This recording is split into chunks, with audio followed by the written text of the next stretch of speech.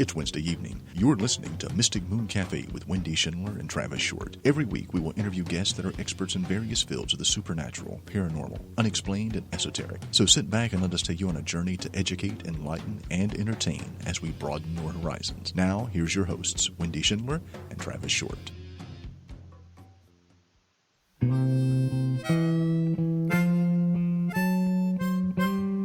Ain't got the change of a nickel. Ain't got no bounce in my shoes. Ain't got no fancy to tickle. I ain't got nothing but the blues. Ain't got no coffee that's perkin'. Ain't got no winnings to lose. Ain't got a dream that is working. I ain't got nothing but the blues.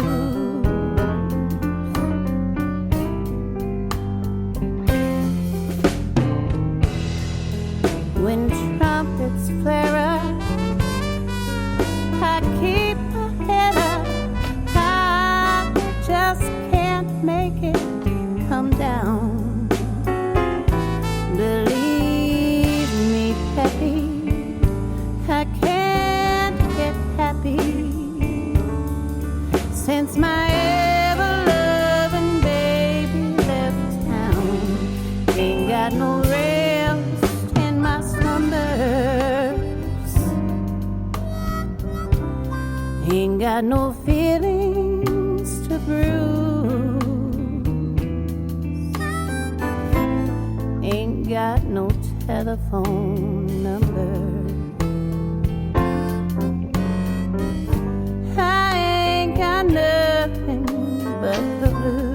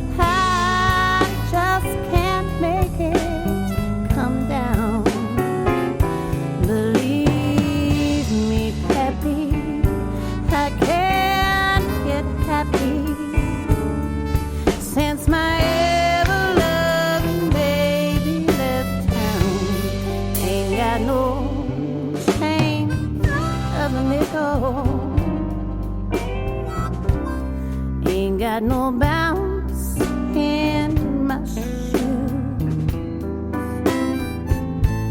Ain't got no fancy to tickle. I ain't got nothing but the blues.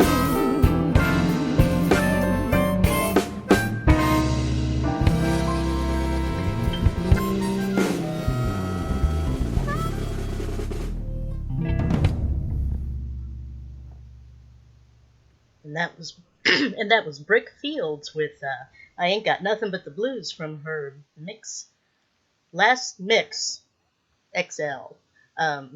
Golly, I sure do like her. You can find her on Facebook, or you can look her up on the internet. I know she has a website, Brick Fields.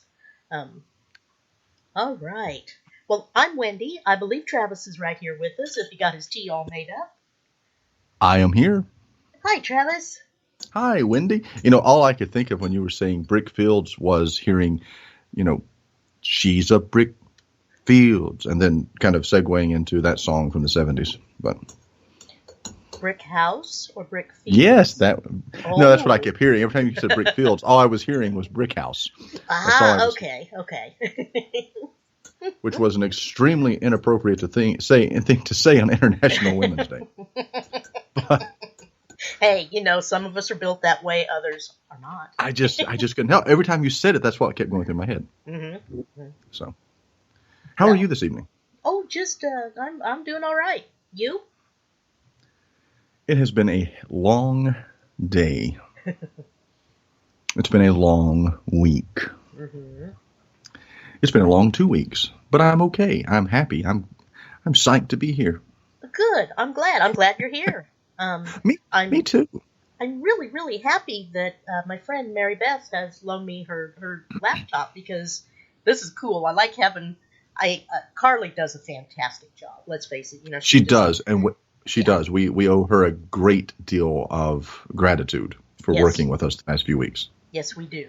But I still, I guess that little bit of control freak in me likes to have it here in front of me too, and I don't like bothering her any more than I absolutely have to. So there you go, right? Absolutely. And I'm working on getting my own new laptop so I can send you my laptop so that you can do this on a regular basis. Mm-hmm. Make sure that So, all of the puppy porn has been deleted and all evidence to the contrary is obliterated. oh man, I gotta go through and do that. Well, no, that's okay. I can do that. I got really good internet security, and I can put it on any of my devices. Good to know. This is all good to know. Yes. So, tell me what is going on in Kansas City, Missouri. Well, we have bipolar weather. We do here too. Mm-hmm. It was 65, just an absolutely beautiful late spring day for not even spring yet, and about like I said, 65 degrees, sunny. It was a little breezy, not bad. It looks like it's going to be 70 tomorrow, and we're going to get snow Friday and Saturday. Okay, see, you're part of the same weather system that we've got. We were about 60, 62 today. Mm-hmm. Beautiful. Now, when I left Virginia this morning, going to Kentucky to work, it was like being in an episode, like being in John Carpenter's The Fog. I mean, I had zero visibility Ooh, I hate that. for most of the drive, and then it was sunny and blue skies and everything all day. Tomorrow we're supposed to be 70 degrees. It's supposed to be beautiful all day tomorrow. Friday, 49 is the high. And then Yep, and then same we here. have 1 to 3 inches of snow between Saturday and Sunday, which is down. They were originally calling for 9 inches, and now they're down to 1 to 3. So we will see. And this is why everyone stays sick here. I mean, I'm sick again. Sure. My boss is sick. My office manager is sick. My employees are sick, or at least they're claiming to be sick so they don't have to work. I'm tired of coughing. I'm tired of feeling like I can't breathe. Coughing, but I am having wheezing, icky. I am having a wonderful hot toddy. Mm-hmm. Mm-hmm. I've got a nice sleepy time tea with honey, lemon, and Fireball whiskey. Ooh, So yay. I thought so. Yes, makes me a happy camper. So Beyond see, I can say things. I can say things like that Yes, you can. You can say things like that. on the internet. Do things like that. I can't do that on terrestrial radio. It really sucks. Oh. But Man, you can't really. no, you can't. You can't do that. They frown on it. Big old FCC no. Big. Well, there's an F and a C in what I was going to say. I was thinking Federal Communications, whatever they are, asshats, That's whatever. them. Yeah, that's them. Mm-hmm. Yes, we can't say that. It was funny. Our AM station broadcasts Rush Limbaugh from noon to 3 every day. And several weeks ago, Rush made an extremely derogatory comment about women, used an extremely derogatory term. No way. And I'm sitting, and I know, imagine that. And I'm sitting in my office, and I thought I heard it, Mm-hmm. and I wasn't quite sure. And then I heard it again. And so I got up and I walked out of my office and I walked down the hallway to the studio. And as I was walking into the studio, my daytime DJ was walking out of the studio, and he just stopped and he looked at me and he said, "Did Russ just say what I think he said?" I said, "I think he did." He said, "Are we going to get fined?" I'm like, "No." I said, we're just one of the many outlets that Rush has. I said, "If anybody gets fined, it'll be him." I said, "We don't really have to worry about it. We have no control. We can't edit what's coming because we don't know what he's going to say. And we don't have that 2 to 3 second lag in the broadcast. It's coming through real time." That would be hard to catch in 2 to 3 seconds anyway, correct? It would be. It's very difficult. Mm-hmm.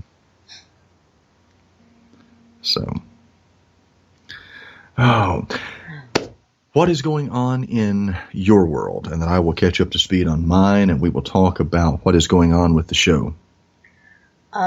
Really not a whole lot new. I've been talking to our guest this evening, Vanessa Ayala, and she's actually in Jefferson City, Missouri, at the state capitol. She is not a lobbyist, but she is a very, very strong activist, and she's going after the immigration rights and problems right now. Being from, where was she from? I've got my sheet here. I believe it's Argentina, but I'm not positive. Okay. And originally, and just trying to get that all set up. Talking to Carly a little bit, talking to you a little bit on the old Facebook, and just trying to wheel and deal a little, trying to keep my head above water. How's that working out? Well, I'm so short it really doesn't. Yeah, I know the feeling. I do. I really do. So, yeah, I'm actually opening the document that you sent me for our guest tonight. I meant to have it open earlier. I did not. I apologize. That's okay. Yeah. It got kind of busy as the time wound down to go. And I had just been in, just a short period of time whenever you actually had sent this to me. So now I'm going to let you actually introduce her tonight, since she is not only the guest that you booked, but also a personal acquaintance. This is somebody you've met, and very seldom does that happen with us in our program. Right, exactly. Well, I met her at that prayer meet, believe it or not, and for the Standing Rock Sioux Tribe, and we need to reservation up at Standing Rock. She wanted to make sure that we did get in.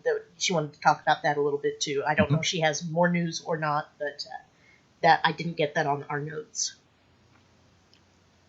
Well, we will definitely let her talk about whatever she wants to talk about. Now, she's actually going to join us in the second hour. Yes. So for folks listening live, Jessica had some very pertinent, pressing matters to deal with. She's going to join us around 10 o'clock Eastern time. Until then, you get to deal with Wendy and I as we kind of banter, talk about things, rehash old stories, war stories, loves lost, loves won, all that crap that we talk about when we do these particular broadcasts. So now we had Sunday night. We did a program Sunday night because we had to cancel last week because of the weather. We had Lee and Patty Morton Allen on the show last night. They were part of Paravisions, paranormal research group out of Ohio, some personal acquaintances of mine. And we had a great show with them on Sunday night. And we're going to have them back on to address many of the topics that they were talking about on Sunday night, because we're going to go a little more in depth with them in a future episode. Now, this next week, on next Wednesday, we've got a very interesting show lined up, and I'm going to have all kinds of fun with our guests. Now, again, these are two that you have booked. So tell us a little bit about who's going to be on next Wednesday night. We are having Ross Allison of Spooked in Seattle, a ghost, very renowned and respected ghost investigator, has been for like 30 years.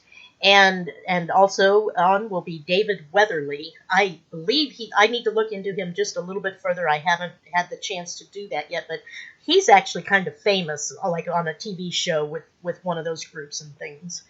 And and he's also very much into ufology and Mothman and Point Pleasant. I think you're going to really, really enjoy him, Travis. He and I should have a wonderful dialogue if we can keep it civil. If we get to the point where that we're disagreeing or that it gets heated and controversial, it could be very fun.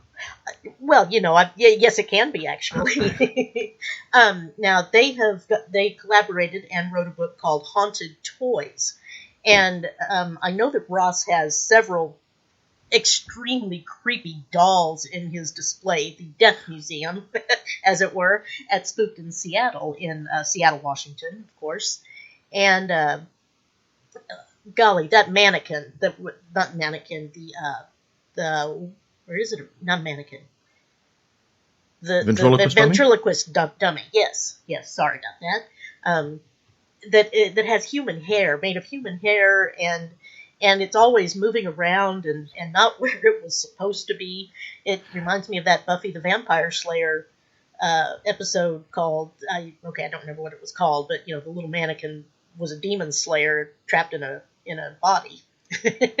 I was going to say, okay, you just mentioned a dummy with human hair that moves around and is places it shouldn't be. Sounds like it got elected president of the United States just a few months ago. His name might be Donald.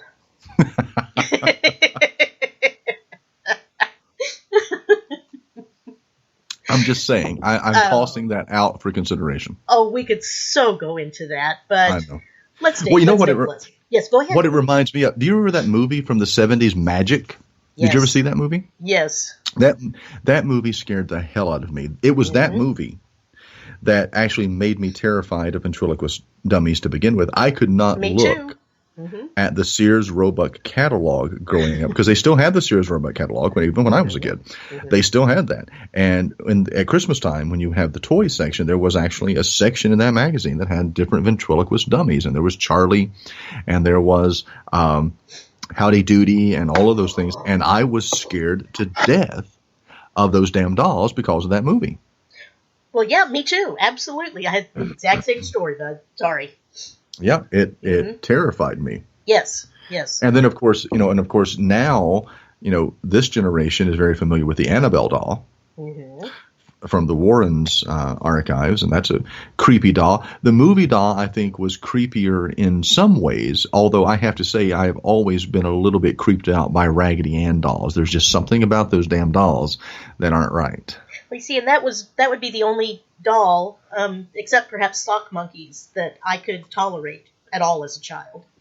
Oh. But I didn't know about Annabelle then either.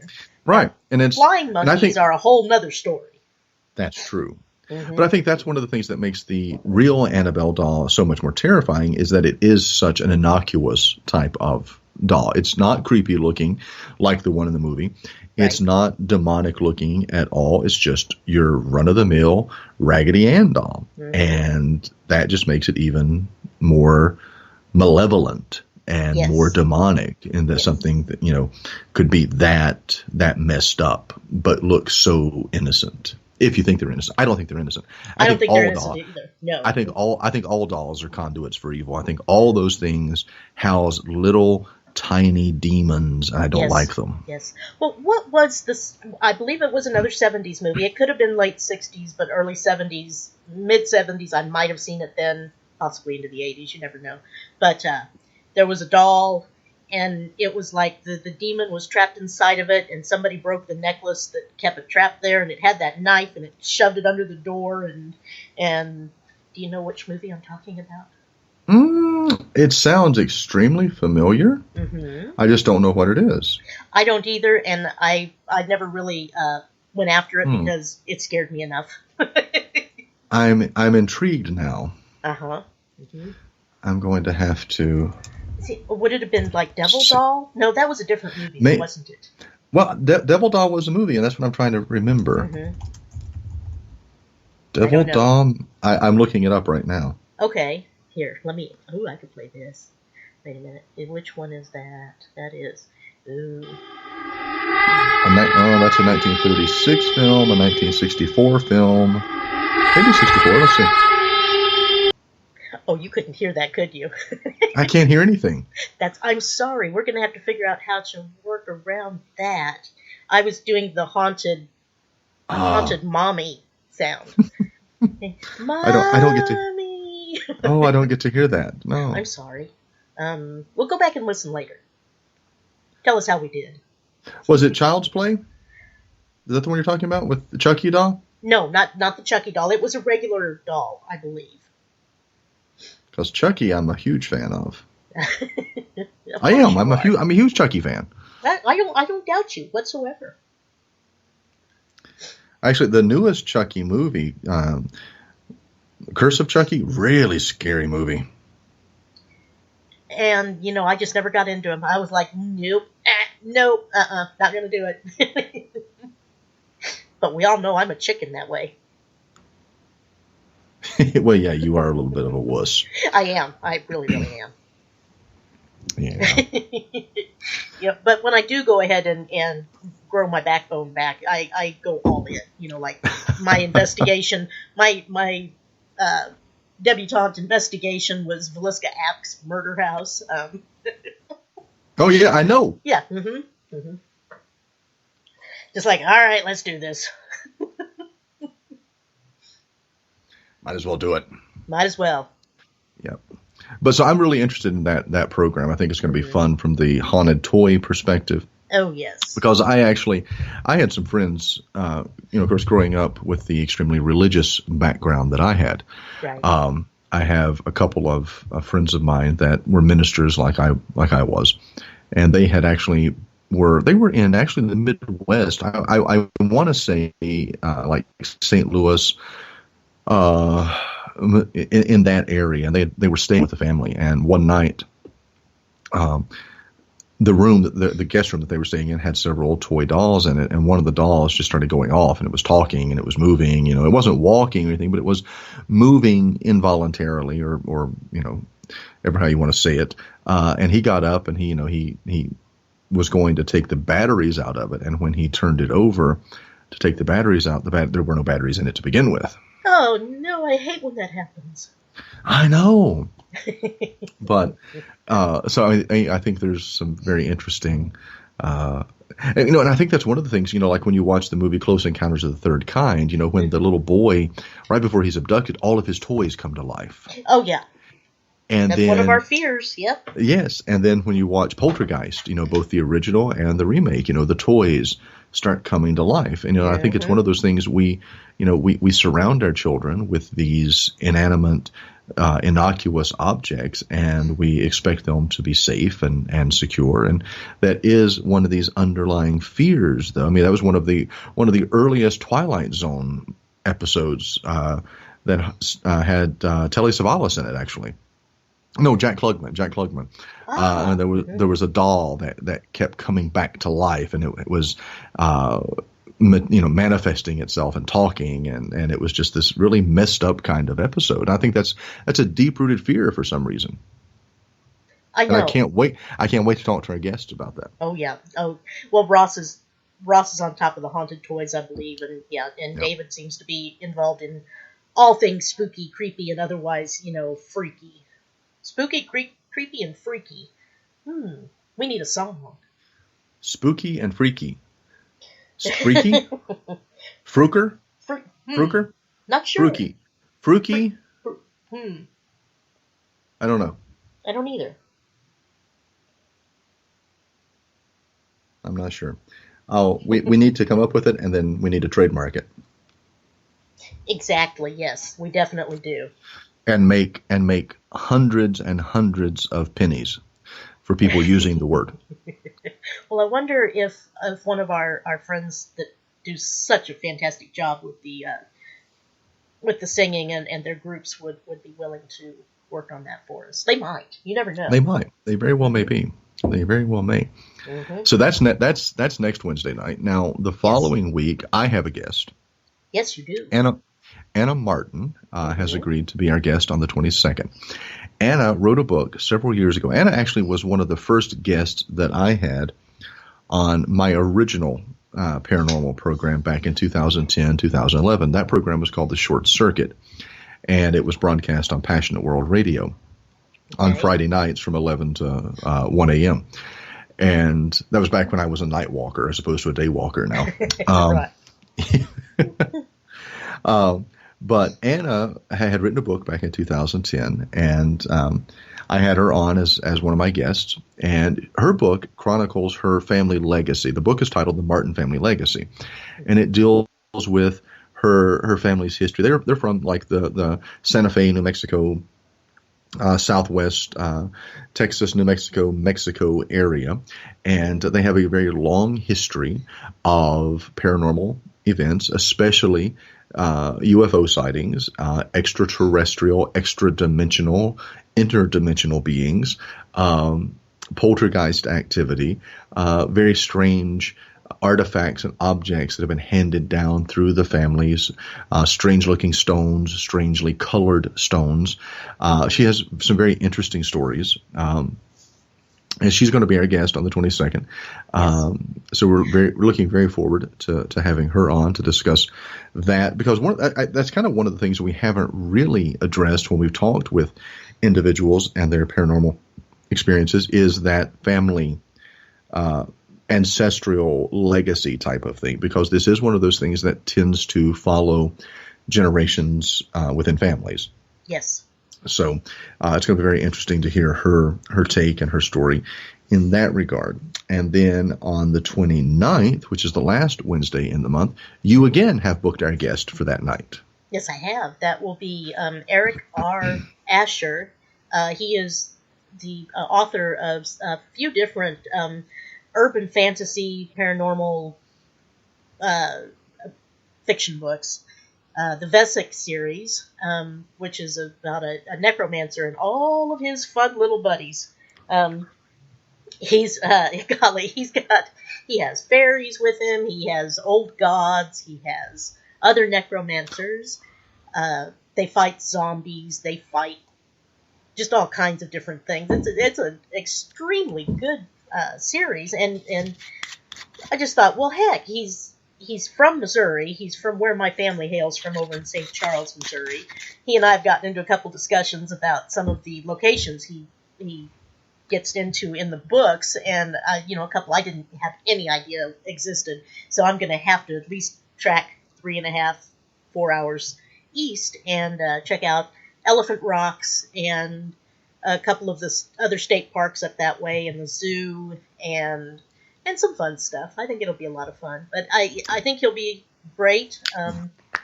He's been on panels at the cons with Jim Butcher, author of the Dresden Files, and I believe also with Kevin Hearn of the Iron Druid series.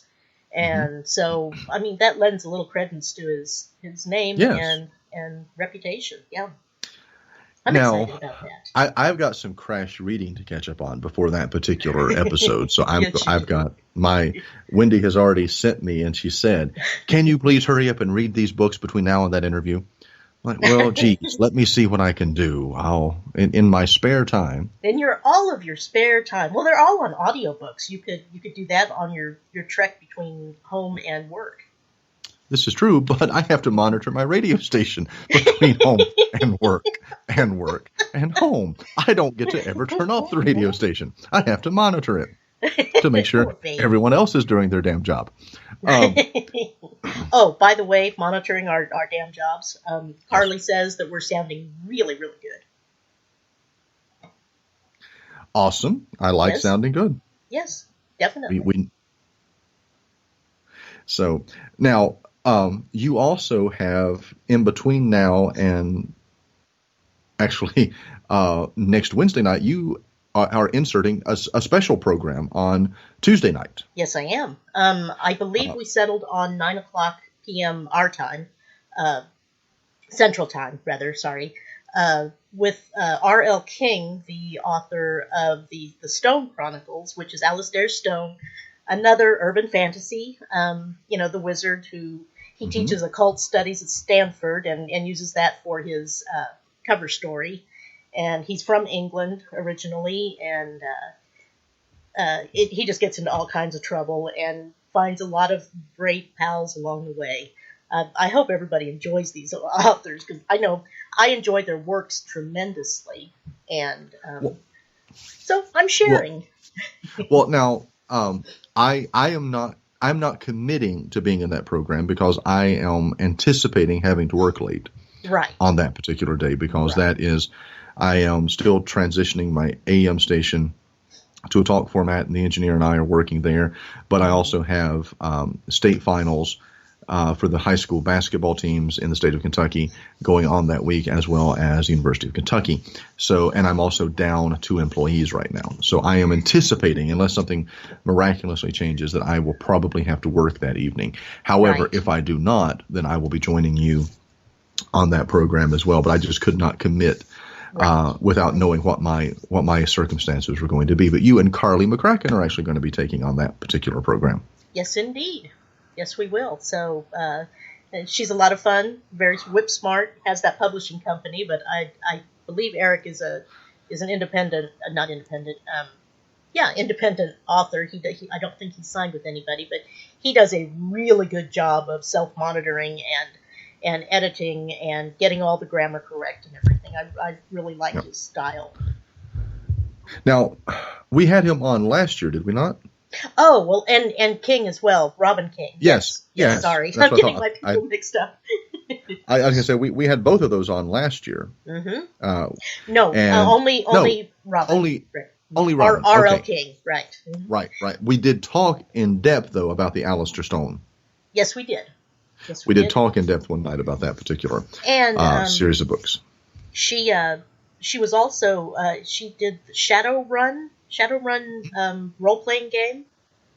She was an author of that, or the author of that. I'm not exactly sure how that one works.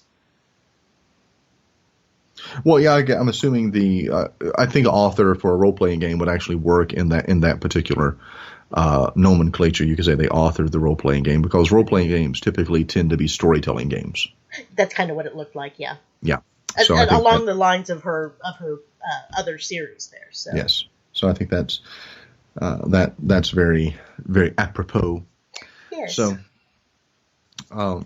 we've got the program tonight, and then we've got the program Tuesday night, and then Wednesday night, and then the following Wednesday night, and then the following Wednesday night, and God knows what may pop up in between now and then. So we're trying to play things very loose, be very flexible. Mm-hmm. We're also trying to take on different topics that will be of interest to a wider variety, because the plan is, with this new platform, actually to branch out and do different themed talk shows. So it's not just the paranormal, but actually to have something that is pop culture, to have something that is political and very poignant, very timely. Yes. Much like with Jessica. Yeah, like tonight. Oh, sorry. Mm-hmm. And we have that platform, and so we want to try to do that. That's one of the reasons we have Carly McCracken and Crimson Cloak Publishing that have come under the Mystic Moon Cafe umbrella, and she's doing her type of talk show. We have David Haslam, who is a personal acquaintance of mine. David is actually British as well. Okay. And as we were talking about the Alistair Stone Chronicles, yes. Those wily Brits, you got to watch them. But David is British. He's been in America for several years. He lives in Michigan.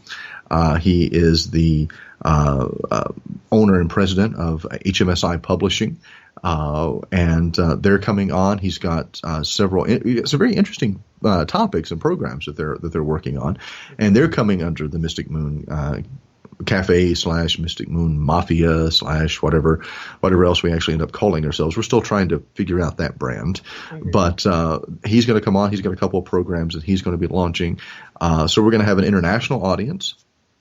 As well as our regular, stateside folks. We're going across the pond, as it were. Yes, we are. So, but we're staying here, Yeah, I'm staying in here. I've been across the pond. I've been to Italy. I haven't been to the UK, but I've been to Italy. So I have been across the pond. Actually, I have an acquaintance who hosts a program called A Book and a Chat Across the Pond, as a matter of fact. Barry Eva, who is British, and he hosts his program where he deals with authors and on both sides of the Atlantic. the pond, as it The were. pond. Hmm. So Now, I've been I've down got to, the southern. I've been across the southern pond, but not as far this. as the UK or anything.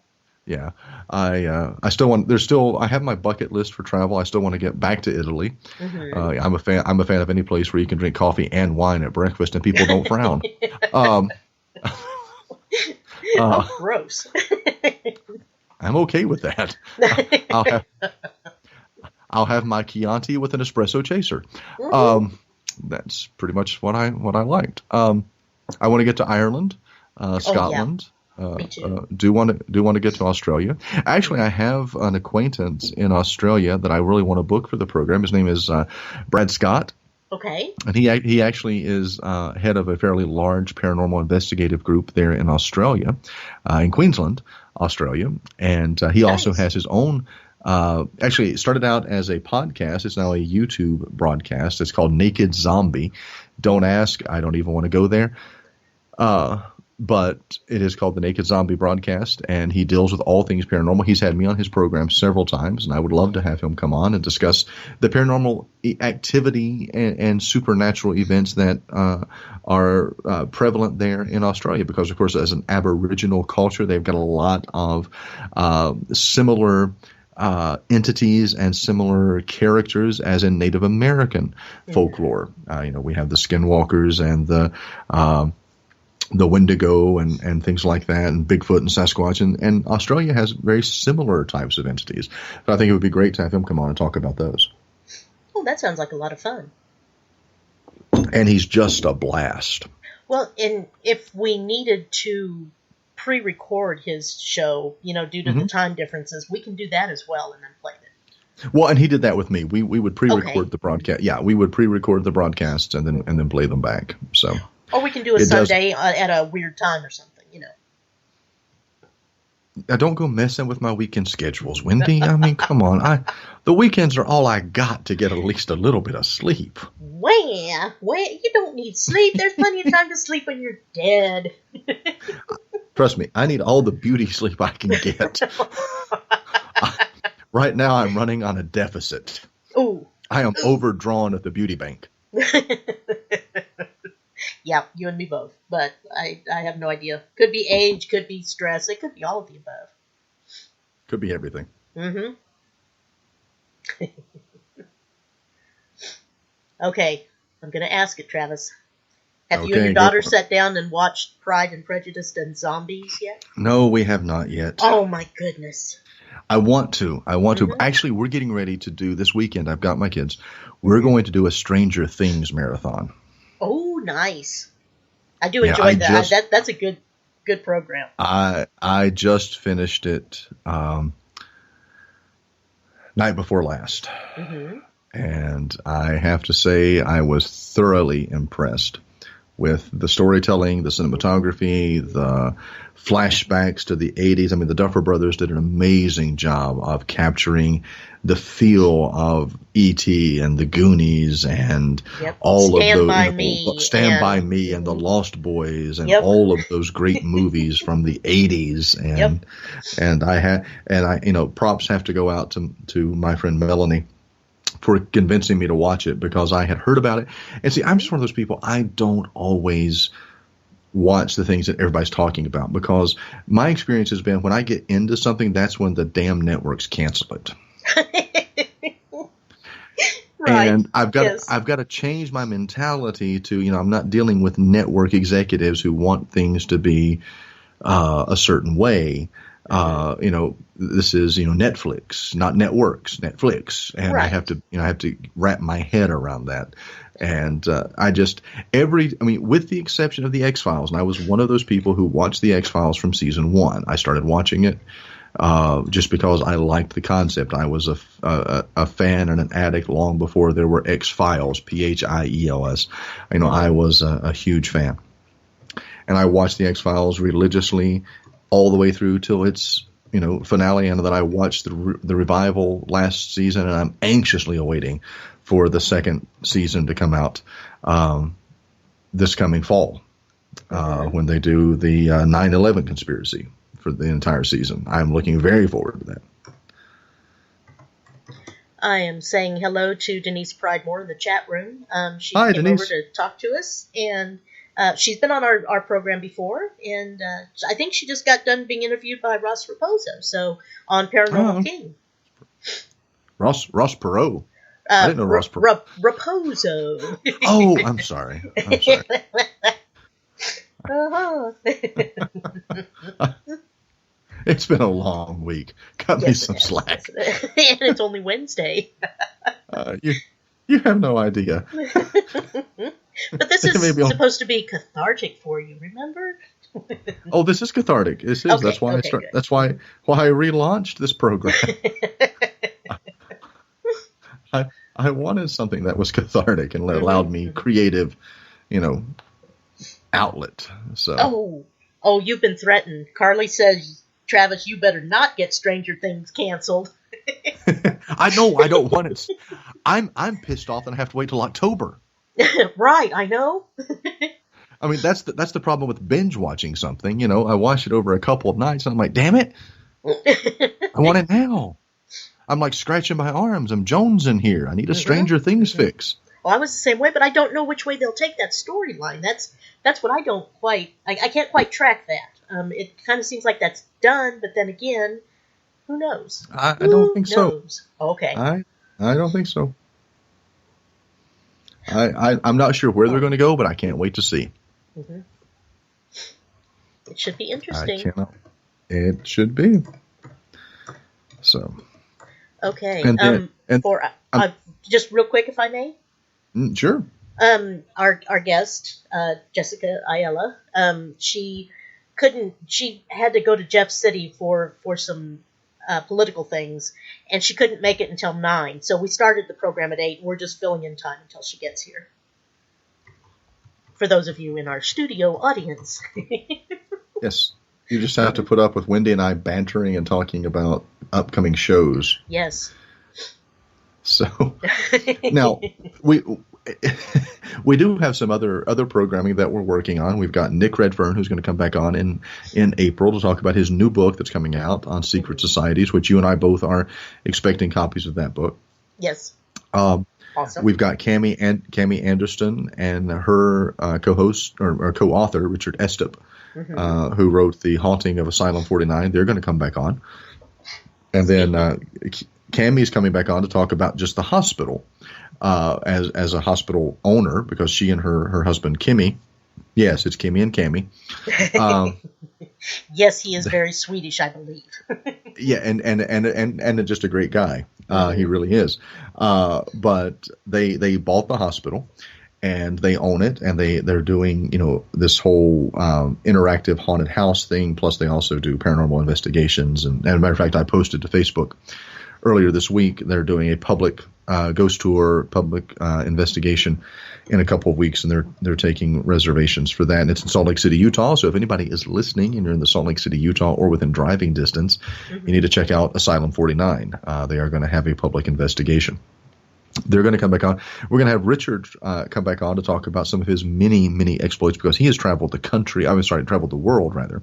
Yes. Visiting many of these haunted locations, and he did say from his own lips in the interview with him that we did with him last year that Asylum 49 was one of his favorite places to investigate. It was one of his favorite places to research and to be there. So we want to bring him back on to talk about some of his other adventures and exploits. And we've got several other guests that we're going to have come back on because we did launch this program last spring. We had it on another platform, and we decided we wanted to branch out, to try something new. And it seems to be, at least from my perspective, that this new platform, Spreaker.com, is proving, while on our side, technically we've had some hiccups. And I am laughing my ass off because Wendy today got to experience some of the problems that I was having a couple of weeks ago. Because I still don't know how I made this stupid thing work, but it did it. So there. She had me download the Spreaker dashboard, the studio app and everything so that I could run the program from my laptop. Well, I download it, I've got it on the phone, and I'm trying to figure out what the hell I'm looking at. And she's treating me like I'm some kind of special ed kid. I mean, she is talking down to me, and she's berating me, and she's making me feel stupid. Yep. And well, I figured you were jonesing for that, you know. and then touche. And then she has to download it to a whole new laptop with a whole new operating system, and it ain't so damn funny now, is it, Wendy? Well, it was so easy on my old PC, and then this occurred. Like I said, I persevered. I stuck with it. And did it. I swear to God, people, when I downloaded this, I felt like I was reverse engineering a UFFNO. I swear to God, I did not know what I was. And I work in broadcasting. I know you do. I work in media, and I'm trying to figure out what the hell I'm looking at. Mm-hmm. I guess it just took the mechanic to get in and get it done. There you go. You went there, didn't you? Well, I swear to God, I went there. The engineer for our radio station, he will come in when we have a technical problem, and he'll fix it. He goes, I swear to God, you people in suits and you DJs can't do a damn thing. Oh, you usually just add 2 weeks to the time frame of the job. Yeah. You know, like, well, you just build out in 30 minutes more than I'm going to make this month. Well, that's true, too. Yeah. Because used to be because true. I dragged your ass off the golf course to come in and fix a technical problem that I'm not going to touch, because if I touch it, it's kind of like it's not under warranty anymore. If I come in and try to fix it, then I just mess it up even more. So I'm not even going to do that. You're cracking up just a little bit, Travis. Are you walking around, or are you okay? Nope, I have not moved since we started. I'm sitting. Okay, well, It may just be the internet connection. Like I said, we got heavy winds here, some rain tonight. But let me see what my connection's showing. Okay. Yeah, I'm showing low quality for my internet connection right now. Oh, okay. Yeah. And I'm not piggybacking anymore. I'm actually using a direct. So don't. I'm so proud of you. No, I knew that. I was so proud of you and so happy you did. I don't feel like Wendy on the Big Bang Theory. Not Wendy. I'm sorry. Oh. that was funny. I don't feel like girls. Penny on the Big Bang Theory anymore. You know, every time she would come into the apartment, they're like, Sheldon's changed the password again. It's Penny's a freeloader. Oh, well. So. Or Penny walking in and having no idea what they were talking about. Exactly. Yeah. Exactly. Yeah. Yes, Denise, we've got about 10 minutes before I call her. She's got some big stuff going on down in the state capitol.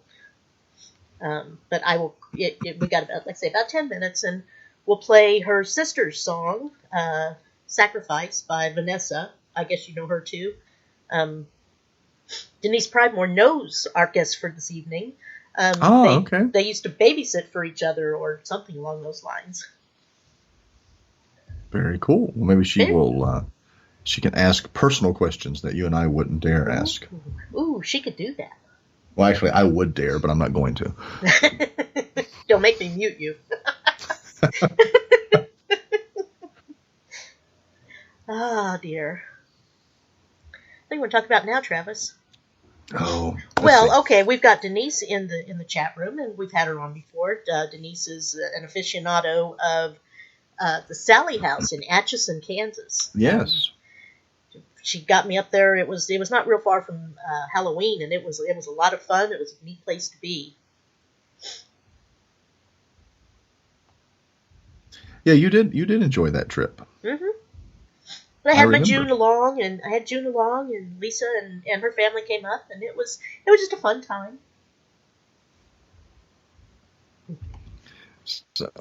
Mm-hmm. Yeah. So. Oh, dead air. I'm gonna have to play the crickets, aren't I? No, not dead air. Okay. No, not dead air. I know. I'm just kidding.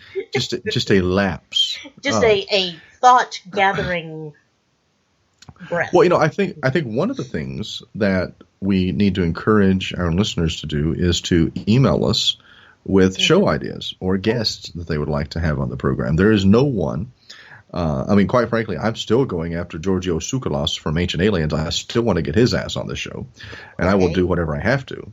All right. Well, yeah, I will do whatever I have to. I heard that about you. Yeah, well, I do I am in advertising. That's true. Oh, this is true. You're like Darren Stevens. I Or am Larry like Darren Tate. Stevens from You're Bewitched. probably more like Larry Tate. Or possibly. I'm a little bit more like I forgot his name from Mad Men. John Hamm's character. I just totally forgot his name. I'm drawing a blank. I'm a little bit more like that. I sit and drink my scotch and smoke my cigarette. But I think if folks would email us and let us know what they would like to hear, the types of topics they would like us to cover, that would be very helpful, very beneficial, and to give us feedback on the show. Is it long enough? Is it too long? Does it need to be longer? Please, God, don't make it longer, folks. I have to get up at like 6 o'clock in the morning. Don't make me go to midnight or 1 a.m. Wendy will be doing the show by herself. I can do that. I'm much more comfortable with Travis on here. I still need that security, the blanket there. The security net more like. And it's so much more fun with Travis on. But I am capable of doing it. I just prefer not to. Oh, go on. Shucks, you're just killing. Shucks me, yeah. I know. I'm kicking gravels. I'm just, shucks. But you can reach us on through our Gmail account, which is mysticmooncafe@gmail.com. You can reach us on Facebook, Mystic Moon Cafe Radio, Mystic Moon Cafe Radio. And we're even on Twitter at the little @ Mystic Moon C, because they just don't give you enough spaces to get the whole word in. So I know. I could have gone with MM Cafe or something like that, but I was in a hurry, so I just went with Mystic Moon C when I created that. I like it. It's very distinctive. Oh, goodness. Excuse me. My nose decided to get a little bit stuffy here, but we'll be okay. Uh-oh. Uh-oh. Just a few more mementos. Golly, I'm so glad Mary Beth loaned me this for a little bit. I was able to get everything transferred on Dropbox and get a little bit of music and a little bit of background, and the picture didn't quite work. It wasn't the right size, but that's okay. I think I can change that in our on the website. And you're working on a website, aren't you? Or you're thinking about it. I'm going to try, but I was going to say, we've talked about Carly, we've talked about this. We do need to give special shout out to Lisa for all of her artwork. Yes, Lisa Kadramas of Ghostly United, out in Western Washington State. Isn't that basically the Pacific Ocean?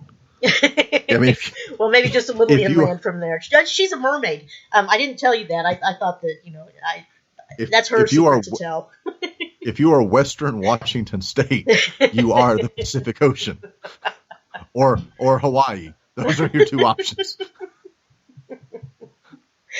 Yeah. Thanks, Travis. You're welcome. I'm just pointing this out. You didn't have dinner with that hot toddy, did you? This is geography. Oh, I suck at geography. No, I didn't. I did not have dinner with that hot toddy. As a matter of fact, I did not have time. That's okay. I had a Leinenkugel with my dinner, so. So we can BS with the best of them right now. We can. Mm-hmm. We can. Absolutely. No, but Lisa has done an amazing job with her banners.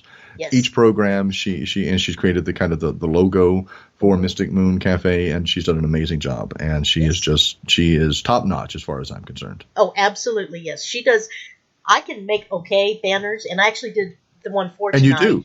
Mm-hmm. Yes, and you do. But hers just have that edgy, the creative edginess that I lack thus far anyway. Give me time. I'll work it out. But yes, definite. Good call, Travis. She has been just amazing to work with, and I want to work with her when we do launch the website because I do want to incorporate much of her artwork into that. But I do think it's time that we actually launched a branded website, mysticmooncafe.com, Sure. or mysticmoonmafia.com, where that we can post not only the programs, but we can also post blogs and our own personal theories and thoughts and ramblings and rantings, and to quote, young Frankenstein, the lunatic ravings, or the nonsensical ravings of a lunatic mind, one of my favorite quotes from that movie, which is basically every thought that comes out of my head. So, well, true, yes, but yes. What was the Sherlock one that you like so well? I'm not a psychopath. I'm a sociopath. Not a psychopath. I'm a high functioning sociopath. Do your research. There we go.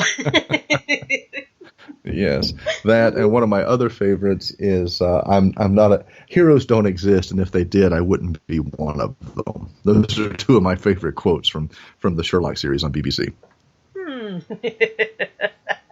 Okay. Well, that sounds a lot like Deadpool as well. He's not a hero. Don't call him a hero. My kids and I know, do not judge me.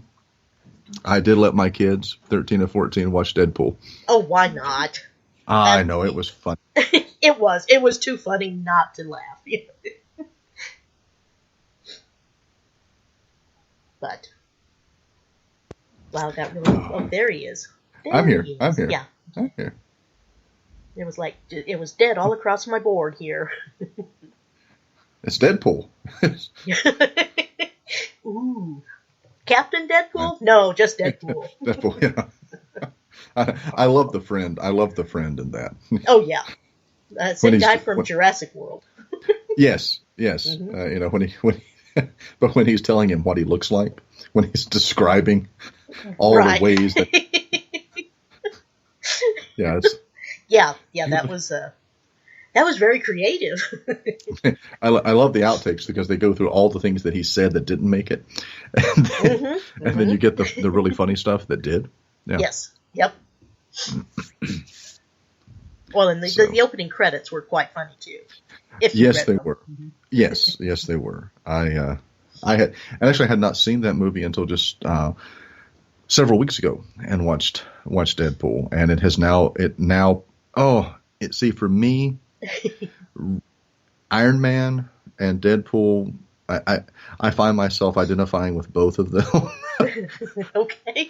My mouth gets me in a lot of trouble, like Deadpool's character. I say a lot of the same kinds of things. So, and you lack the sword skills to back them up. I do like the sword skills to back them up. Although I do own 4 different swords. Ooh. Because I do love them. Mm-hmm. I do love swords. I have a sword cane, and I have 3 samurai swords. Nice. So I do enjoy swords. I do. So I also enjoy scotch and fast cars and nice suits, but I don't have the superpowered suit to make me Tony Stark. So. Man.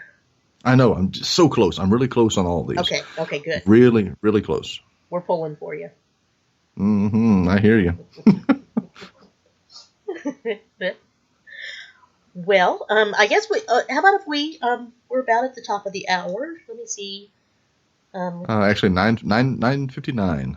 Yes, I've got a message from Jessica. Sings and ready. We can also play my sister's song too. Yes. I will play the song, or should I get her on the air and then play with the song, or vice versa? What do you think, Travis? Well, go ahead and start the song. Try to get her on the air, and if you don't get her on the air, then I can talk while you try to get her on the air. Okay, alrighty. So let's play the song. Then. Okay, you go away. There we go. All right, Sacrifice by Vanessa Ayala, and here we go. How long is the song, Wendy, so I can set a timer? 3 minutes, 51 seconds.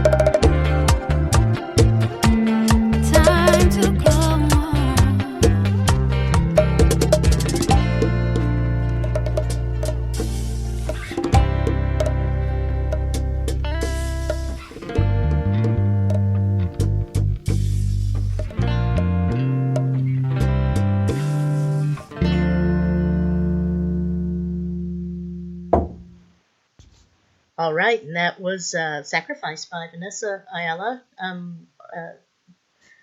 Jessica's sister. Sorry, I got a little tongue-tied there. Hi, are you there, Jess? I am. Good evening. Good Buenas evening. noches. Buenas noches. I know that one. Well, and Buenas hello. noches, How are and- you doing? Oh, good. Doing very good. And this is Travis, my co-host. Travis, it's a pleasure to meet you this evening. It is wonderful to meet with you, Jessica. Thank you so much for joining us on the program tonight. I am absolutely thrilled to be a part of the conversation this evening. Thank you for having me. Sure. I hope it didn't cramp your time frame too bad since you got so busy all of a sudden. It's true. It's all good work, you know. There's a lot of work that we got to do in our nation right now, and a lot of creative work that we're also having the opportunity as artists to do. Mm-hmm. Okay, Denise Pridemore says GFV, and I'm just not sure what that means. She's in the chat room. Hey, Denise, it's so good to hear from you. That's awesome. Denise and I go way back to, like, my childhood. Oh, my goodness. Okay. Yes, Wonderful. yes. So when I was a teenager and didn't know I was an artist then. Mm-hmm. Well, obviously, you have discovered that you are quite the artist based on the website and the portfolio that I have seen. Mm-hmm. Oh, goodness. Oh, wow. Well, yes, that's true. You know, I think that I really encourage young people to get into their creativity. When I used to teach, I used to really love working with the students who couldn't stay still in their chair and, you know, was constantly in the buddy room. That's what we used to call it. And I mean, all they needed was just like crayons, or they just, you know, they needed like to create a dance, or, you know. So I've always been an advocate for young artists because I was kind of I wouldn't say I was a bad child, because I don't believe in the word bad child, but I was definitely creative, and I had lots of energy. Uh-huh. Mm-hmm. Always a challenge for teachers who just want everyone to be quiet and fall into line. Very true. Very, very true. Yeah, I don't work very linear. No. Me neither. Now that is something we're going to have to come back and discuss later in the interview, because that you actually touched on something that I find very fascinating. But I'm going to save that for a little bit later, because that's not the main topic of why we have you on the show tonight. But I do have a quick question before we go any further, if I may. Please. The last name, Ayala, is that the correct pronunciation? You're close. It's Ayala. Ayala. And what is the meaning? You know, Ayala is a name that my family was born into. It's a very interesting last name. It's actually from Spain, and I believe the northern parts of Europe. There was royalty that needed to escape that area of Europe. And so they traveled to South America. They immigrated, actually, to South America so that they could regain some peace and some freedom. And so when you look up the last name Ayala, Ayala, there is a lot to learn about as far as the royalty is concerned. And that's just half. I mean, that just speaks of half of who I am. And that's interesting in itself to talk about. Well, so you're actually you're originally from Colombia, South America. I couldn't pronounce the name of the exact towns if my life depended on it. Most likely, I will let you do that if you like. Of course, yes. I'm from Colombia. I was born in a small town called Ipiales. Very nice. And it has completely grown into a larger city now than when I was actually born there. They actually have hotels now and several restaurants and Nice. a market. So I mean, it's grown since I was there. I mean, when I was born, it was a very small town, very, very tiny town. Very interesting. Was there a economical reasons why your family decided to come up, or just hey, let's go do something different now? That I'm writing right now a manuscript. It's my fourth manuscript. It has to do with the story of how our family immigrated to the United States. My eldest aunt on my mother's side of the family immigrated to the United States before we all did. I love hearing her stories every time I visit her. She lives here currently in Kansas, and she actually moved to the United States to work for the original Kaufman family.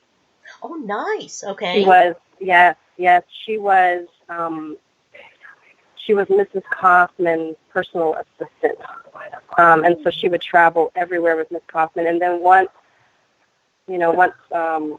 my aunt married, she invited my mother to come to the United States to spend a year as a foreign exchange student. So my mother actually graduated as a foreign exchange student her senior year in high school. Wonderful. And so my mother never thought, it's pretty crazy. It's a wild story. But my mother never thought that she would ever come back to the United States. She named me Jessica. She thought that was like the coolest name ever, and no one would ever have it. So when she married my father, we were going through some pretty tough economic and a lot of warfare in our country. And so the opportunity presented itself for my mother, to have me and my father both travel with her and immigrate and start a new life in the United States. And that's how we got here. We actually technically got here through the blessing of my eldest aunt and through the blessing of the Kaufman family. Wonderful, and we're glad you're here. It was certainly a pleasure meeting you at the prayer meet for Standing Rock that we went to down in the River Key in Kansas City, Missouri. Yeah, it was beautiful. That was an absolutely epic evening, I think, for everybody. I mean, yes, there was so much peace, so much tranquility, so much calm.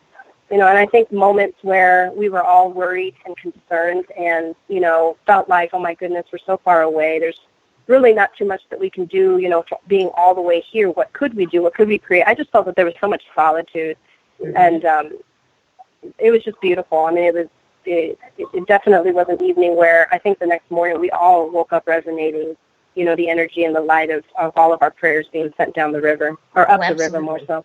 Yeah. And I will continue on hoping, praying, sending good thoughts and everything, that things can get resolved.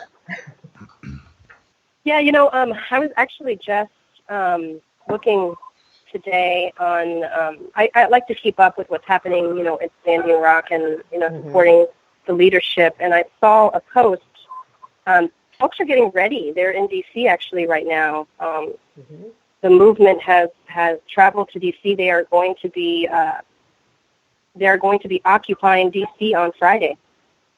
And there's a picture on the internet right now of a couple of teepees that have already been built or structured, so forth, in front of, I believe it's one of the memorials. I can't think of which memorial it is. So yeah, I'll have to share that picture with you. But it was pretty intense. It's very recent. I mean, I think it only just happened today. Oh wow! Well, yeah, it would have to, because I think I remember seeing several different postings, like I want to say the Red Rock Rising or something, and Dallas Goldtooth, and Standing Rock itself, the Sacred Stone Camp, making postings that they were headed out for Washington. Yes, absolutely, and that's what's going on right now. I mean, part of the movement, is in D.C., and the other part of the movement, the resistance movement, is still at Standing Rock at the reservation. They are still in the process of going through court legislation. There's a lot of folks water protectors that are still being released from jail, which is pretty insane. I mean, there's a lot of water protectors that are still needing treatment, and I mean, lots of folks are gathering, and they actually have moved further north of the campsite to build what is called the 7th generation camp. Oh, okay. So they're rebuilding. I mean, they're not, our relatives are not. They're resilient. They're not going to go anywhere, and I know they won't. So I'm excited to see what Friday is going to look like for occupying space. I know they're going to be marching. I know they're definitely going to be having a gathering of sorts. I don't know exactly. I think after they march down a specific path, they're going to stop and they're all going to gather together and probably have speakers, of sorts, and prayer vigil, just like what we've been doing. Oh, sure. Yeah, I'm not that familiar with the Washington, D.C. What am I looking for? Protest routes or anything like that either. Yeah. I'm going to stay away from that snake. Oh, sorry, Travis. I was going to say I've actually worked with some nonprofits in D.C. organizing some marches and some protests there. The last one was 2011, as a matter of fact, at the mall. That was quite fun. Nice. I love that. I'd love to talk to you about that in the future. Your experience. We can do that. Absolutely. I would love to. My background, of course, is marketing and public relations. So I've worked with a lot of individuals and organizations that have needed help launching themselves. And many times a national launch necessitates something very, very dramatic, something very, very in your face. And those types of events tend to do that. So that's right. Absolutely. Go ahead. I didn't mean to interrupt. No, you didn't. You didn't interrupt at all. I apologize. I clear my throat occasionally. I've got this really, really bad allergy or something going on right now, and I do apologize. Oh, it seems like everyone's going through that right now. It's a tough time in our climate change. It's like speaking around climate change, immigration reform, and let's talk about salsa music. Right? Yeah. Let's do that. Let's play my sister's song so that we can all, exactly. seek peace and joy. You know what I mean? I posted something, I believe about a month ago on my personal Facebook page that said joy is an act of resistance. And I love it. I love that sentence. I tend to say it almost every day because I have to remind myself that during these times, it's just so important for us to just keep joyful and peaceful and laugh. And, we want to be passionate and we definitely want to take action. But I think part of it is we have to take care of our spirits and our hearts. Oh, gosh, yes. Activist and volunteer burnout is extremely high. And the stress just breaks you down so darn fast. It does. I'm actually working with a political candidate here in Virginia. She is running for the U.S. congressional seat in the 1st District of Virginia. And it was funny. She and I were talking earlier this week, and the conversation came up. She had mentioned to me months ago she wanted my help, and then she did this phone conference with all of these volunteers, and everybody was so excited. And I kind of faded into the background. And about 2 weeks ago, she called me up, and she's like, I really need you to step in and do what you and I talked about. And I said, I've been here all along. I was just waiting for all of these individuals who were so gung-ho and so on fire and so ready to go to burn themselves out so I could actually get something accomplished. Because you do find that individuals many times they're so adamant and they are so they're so full of fervor that they want to get something done, but they don't really know what they need to be doing. And then they find themselves just spiraling downward because they kind of burn out like a shooting star. I was just talking to one of my fellow community organizers. I just called to check in. That's all I did. I just called to check in. I didn't want to know, when the next meeting was going to be or what we needed to do or who we needed to be with at Jefferson City. I just said, listen, I just want to check in to tell you that you're awesome, that I love you, and are you getting sleep? Are you eating? Is your partner taking care of you? And I love the conversation that we had because we spent probably 10 minutes talking about how peaceful it was that he was able to do laundry and clean his home. Community organizers need to do that too. Oh yeah, absolutely. Yeah, everybody does. Especially laundry. Like I've always found that, in campaign work or even in organizing work, like the one thing I think I probably moving forward would need to do is hire an assistant just to do laundry. It's terrible. It's terrible because you're just constantly around the clock, and then like you fall asleep in the clothes that you wore that day, and the next day you're like, okay, I got to figure out what in the world I'm going to do today and how I'm going to look.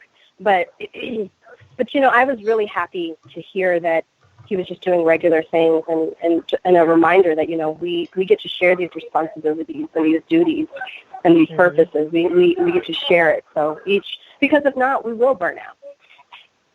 Yeah, in a hurry.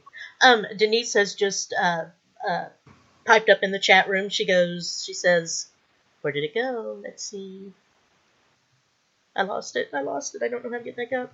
I think she said she misses you and she's looking forward to seeing you in June. Oh my goodness, I can't wait. Yes. Your sister's Quinceanera?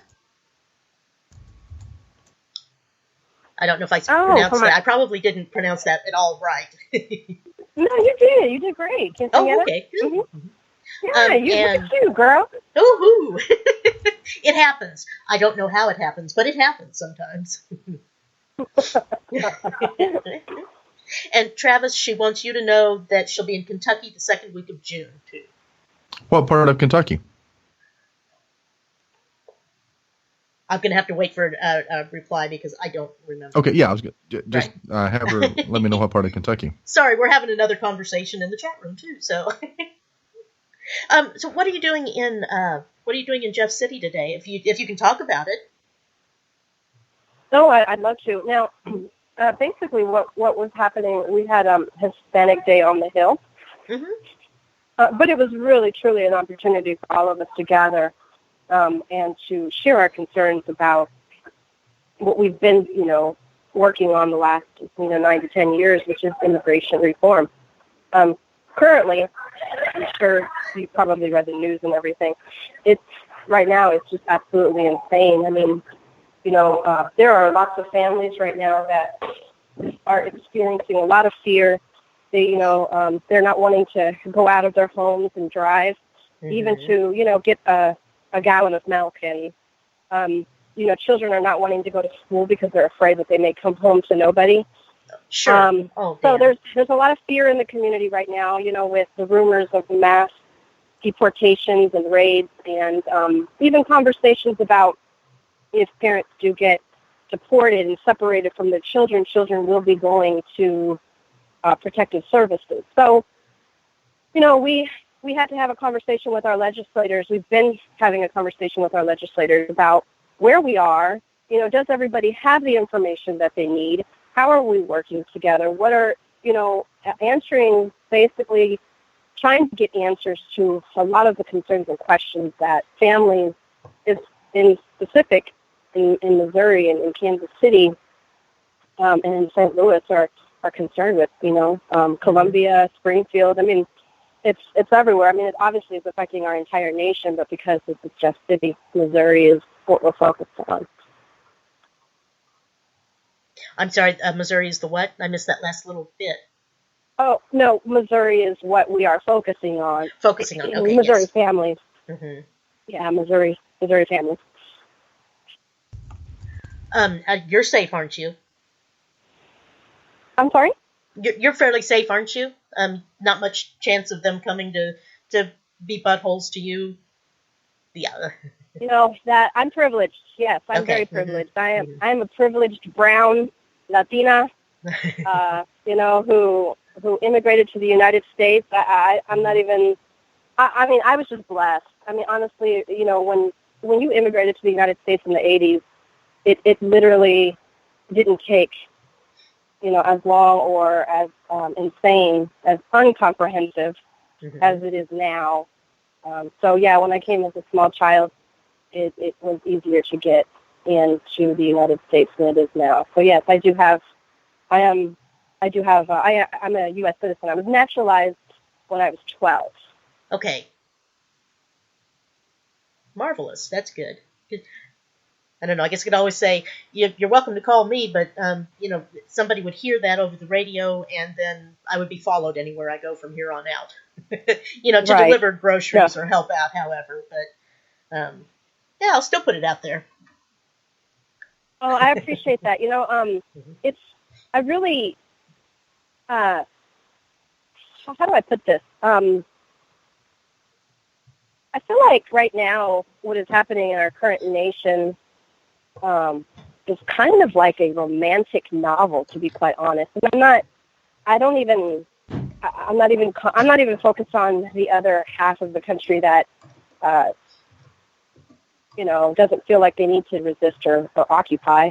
Mm-hmm. I'm referring to everyone who feels that they do need to resist and they do need to occupy, because the way that groups of people are coming together in numbers and really recognizing where they can be of help and hand to each other is just quite moving to me. It's endearing. It's emotional. I've had several women in the community call me, white women in the community call me and say, Jessica, whatever you need, our church, our business, our nonprofit, my own home, so I feel very supported. And I try to tell, the families who are undocumented and who are living in fear that we have an incredible community in Kansas City that has your back and we're ready. Right. When that needs to happen. So yeah, the work continues. I mean, we are right now trying to organize sanctuary in our city.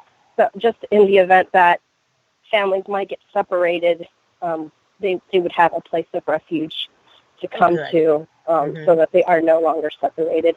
There are a couple of those movements happening already in Denver and in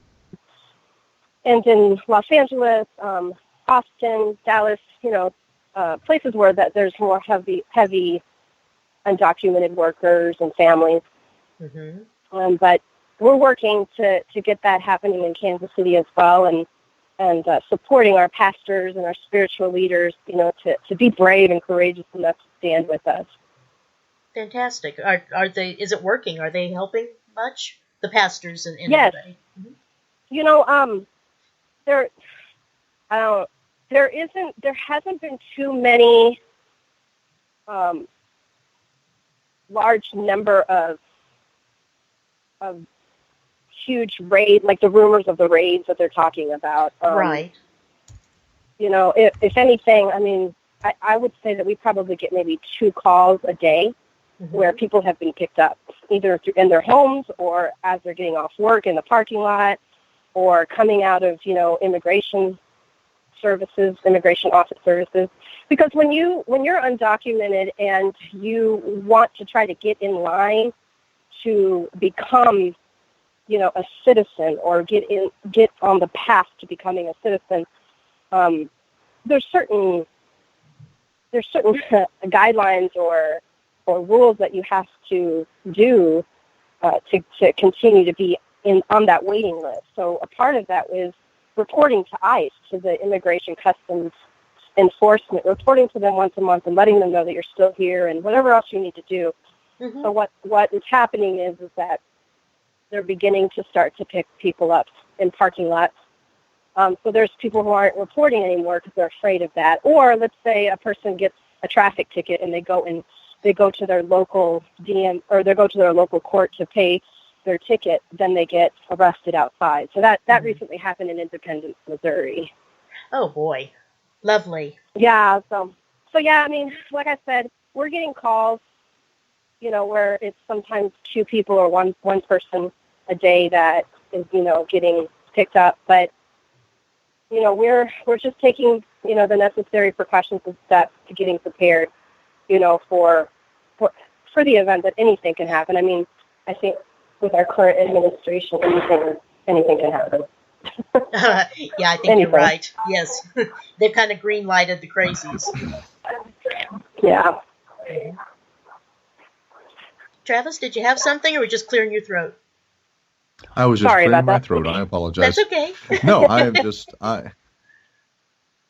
multitasking. I apologize.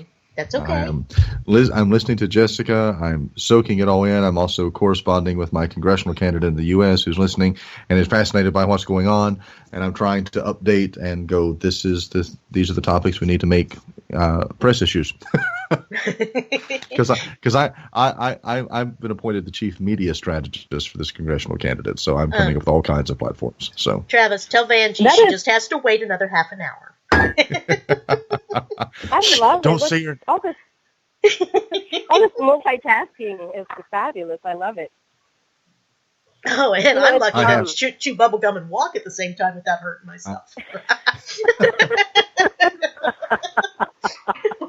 I love it. It's awesome.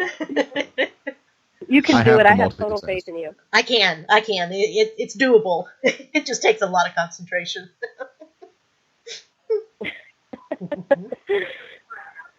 Okay, so you were telling me that you have a book coming out in August, or it's going to the publisher in August, correct? Yes, I'm so excited. I can't wait for the summer. It's kind of like the calm before, this awesome storm. I love storms and rain, so whenever I refer to storms, I never refer to it in a negative way. Right. But it is, yes. it is the calm before, like, the excitement of being able to dance in the rain. I have a book that will be published on the 26th of August. I'm sure it'll be published before then, but the book release will be the 26th of August. It'll be held at Prospero's in Westport. Oh, and nice. I have the honor and the pleasure of joining some incredible writers in Kansas City with a series that's called POP, P-O-P. So yes, I joined that list. The POP series features a local writer, a local poet, once a month. So basically the fourth Saturday of each month. So my month is August. Woohoo! Yeah, I'm very excited. So the book is actually going to be a prelude to the second book that I'll be publishing.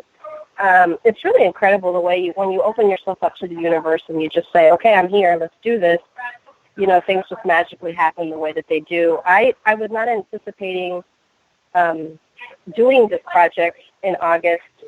It came to me and I said, I'm not going to say no. This is just too good. It's too yummy of an opportunity. So what I did was I pushed my own personal book back.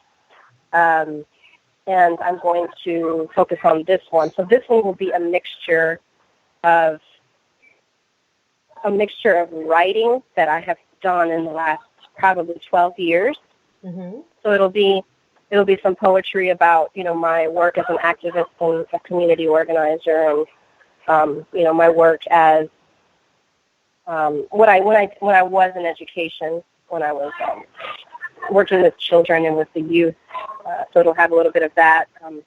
And it'll also just have a lot of incredible memories of my childhood and of being a teenager and discovering what in the world it is to be me in my skin, this, shy, quiet, little girl who had no idea how to speak English to this to the person that you see today who vivacious, outgoing, energetic individual. There we go. Thank you. Yeah, so it's been awesome. It's been, I love Kansas City. I love the community I was raised and grew up in, and I love jazz, and so there's some pieces of that's going to be in the book, and I love dancing salsa music, and my father raised me on some pretty incredible artists from Colombia, so that I pay tribute to a couple artists. It's going to be good. It's going to be good. I'm hoping that my friends from KC Rumba will be able to join me on that day to kind of, hit the drum a little bit. I mean, why not? Let's start a little noise. Let's start a little noise before we do the poetry. Absolutely, yes. Yeah, so it's been incredible. Last year I spent the entire year writing at the Mutual Musicians Foundation. That is on the 19th well, it's basically in the 18th and 9th district, but it's on 19th Street. Okay. And they play after hours jazz sets from 1 o'clock to 6 in the morning.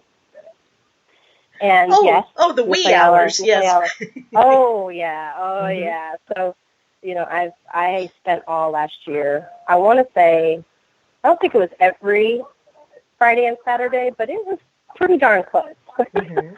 And I would just write. I would write, and I would finish my manuscript or edit and take breaks and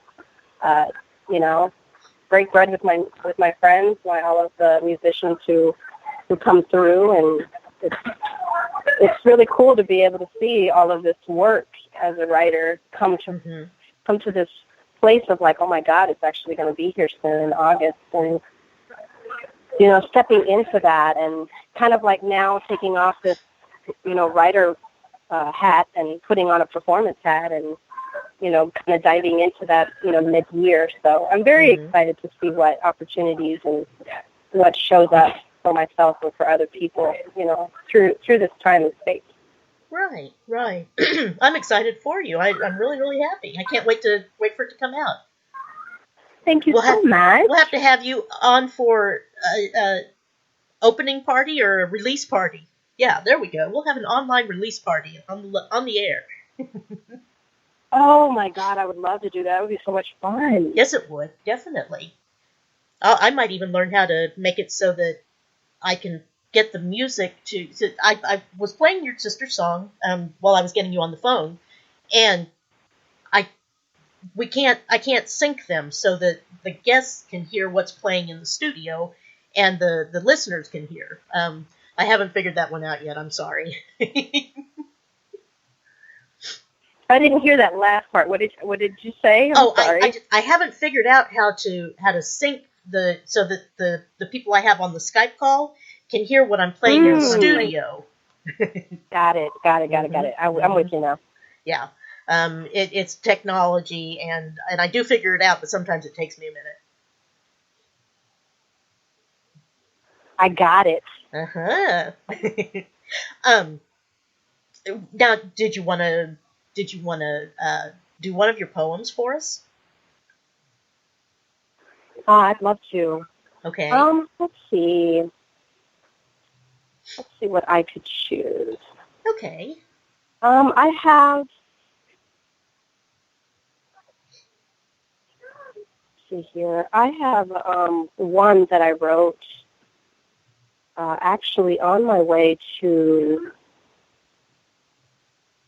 I travel to South America. I travel to my country. I try my best to travel to my country as often as I can. Sometimes I'm not able to, but when I do, I just leave completely and utterly inspired. And so, the last time I was in Colombia, I wrote a poem that speaks about my country. There is a like when you enter the southern part of Colombia, the south part of Colombia, you are immediately raptured by all of these beautiful, gorgeous mountains. Okay. And it takes about 2 hours from the airport that I usually land in. It takes about 2 hours to travel through land to get to my town.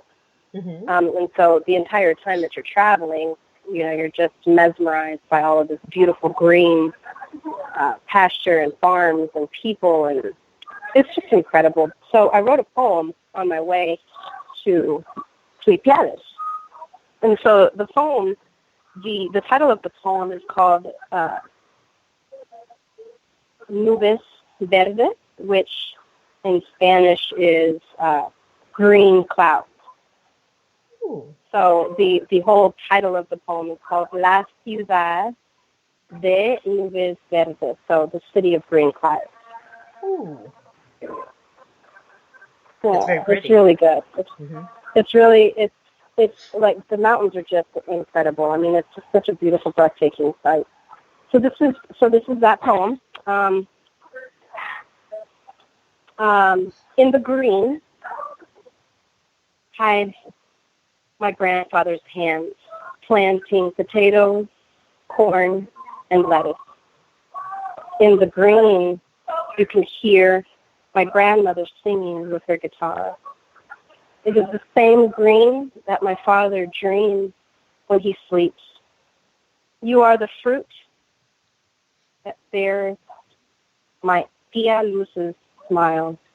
You are the color of the coffee, the smell of the pan de maíz that walks 16th Street, accompanying all of the bells of El Santuario de Nuestra Señora de las Vacas. You are also the same green that for the first time I was able to hear your voice when I had my first communion. You are the Guido that you listen to in los carnavales de blanco y negro. You haven't forgotten me. You remember me. Your green sings a song of happiness because your little girl has returned. You play flute and trumpet and guitars. These huge eyes and cheeks that are made of cinnamon lift the spirit of my people. My dialect isn't the same, but this heart holds 10,000 moons of Spanish Colombianos. I am the little girl of my people. I am the little girl of the city called La Ciudad de Nubes Verdes. I feel like I should play some applause. That's beautiful. Thank you. That poem is actually written in Spanish. It was published in the first Spanish anthology of Kansas City. I'm very proud of the Latino Writers Collective for getting this on the ground. And I had submitted my work and I was chosen, and it was just such a privilege to be among so many incredible Spanish-speaking and Spanish-writing artists. So, it was awesome. I learned a lot, actually, writing my poetry in Spanish, believe it or not. Yeah, I learned a lot because, I didn't have my formal teaching or schooling in South America or even in Spanish. I mean, even though my first language is Spanish, my first writing language and my first school of language was English. I understand. So naturally, I write in English and I comprehend in English, but that doesn't necessarily mean that it translates into Spanish.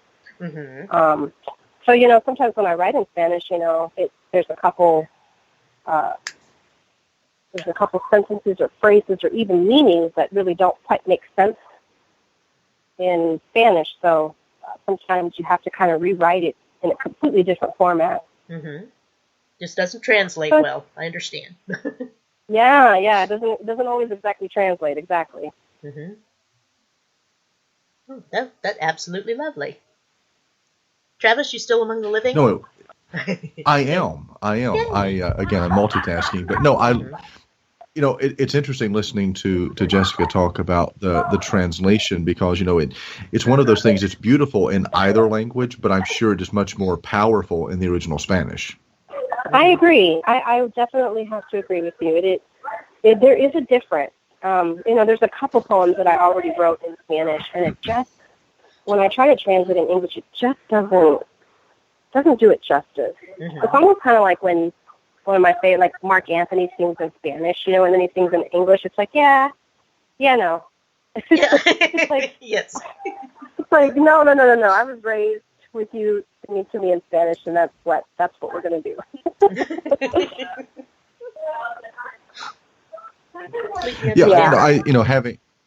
I studied both Spanish and French in college, and it's amazing how that you can, if you read even in the original dialect and the original language, it flows and it's so beautiful. And even if you don't understand the language, it still speaks to you on this primal level. And then you translate it, and then you translate it, and while it may be beautiful, and while you may understand it, it still may not speak to you on that same emotional level that it did when you were hearing it, because it's really because poetry is one of those things, it's meant to be heard. It's not meant to be read. You don't read poetry, you hear poetry. Oh man, that's so true. I never will forget when I was in college, we were studying Shakespeare and we were assigned to read it, and everybody came back into class going, "What the hell?" You know, and the English professor was, well, he said, you have to understand, he said, Shakespeare was not meant to be read. Shakespeare was meant to be experienced. You experience Shakespearean plays. You don't read Shakespearean plays and understand them because you can't. I mean, they just don't make sense. But if you sit and you watch them and you hear them and you absorb them, then it all begins to make sense because it's in the nuances. Mm-hmm. I love it. Yeah, I recently just finished a poem about Kansas City, and I had to really it took me 2 days to be like, okay, I don't know what I'm doing here. I just can't find my voice. And so I had to just leave it for 2 days, and I'm like, I don't know what the issue is. And I was really trying, believe it or not, to try to fit it in a mold to where people could comprehend or understand it in a book. Because, it's going to get published. And I thought, Jessica, when have you ever like, adopted that frame of thinking? Your poetry is to be written because that's just how wherever you're at that moment is where you're at, and it needs to show up authentically. Mm-hmm. Instead of like saying, oh, okay, well, I want to be able to write something that people can understand. And it's like, well, no, they will, because at some point you will perform it, but it is meant to be an experience. It's my voice and my eyes and my heart on how I feel about Kansas City and the many adventures that I had in the city. The many different sites that I've loved my whole entire life being here. So I had to like finally make peace with that and say, you know what? This poem is going to be an experience, and all of my poetry is going to be that way. It's just an experience. You have to experience it. You have to sit in a room with me, and break literature with me. So I appreciate that. I appreciate that affirmation. That is awesome. No, it is. It's everything that you were quoting and that you were saying. I mean, it resonated. But I was sitting here going, I would love to hear it in the actual Spanish. Because I agree. Because unfortunately, while English is my first language, I have to say it is not the most romantic and most visual of languages. Contrary to what some other individuals in this country would like to think right now. I equate it to going to the opera and hearing something in Italian, yes, or one of those languages, and then somebody trying to explain it to you, and you just lost me, man. You just ruined it for me. Thanks. Well, I mean, yeah. Can you imagine hearing some of these Italian operas in English? It wouldn't work. No, it wouldn't flow. Interesting. I like you guys. We like you too. Awesome. I'm like, oh snap. I do have another. I was going to read another poem because I wanted to try to translate one that I have written in Spanish. But I also definitely wanted to share one with you that was also published in another anthology. Mm-hmm. And this one is actually in English, and I wrote it in English. It's actually really about the movement, about everything that's happening. I mean, with our LGBT community, our Standing Rock community, Black Lives Matter community. I mean, we can keep going down the list. Right, the oppressed communities. Yes, exactly. The poem is called Seeds, and I actually took that concept and that idea from an Aztec proverb that I love. It's one of my favorites. And I always go back to it whenever I feel like, oh my God, I'm so burned out. I need sleep. I need clean clothes.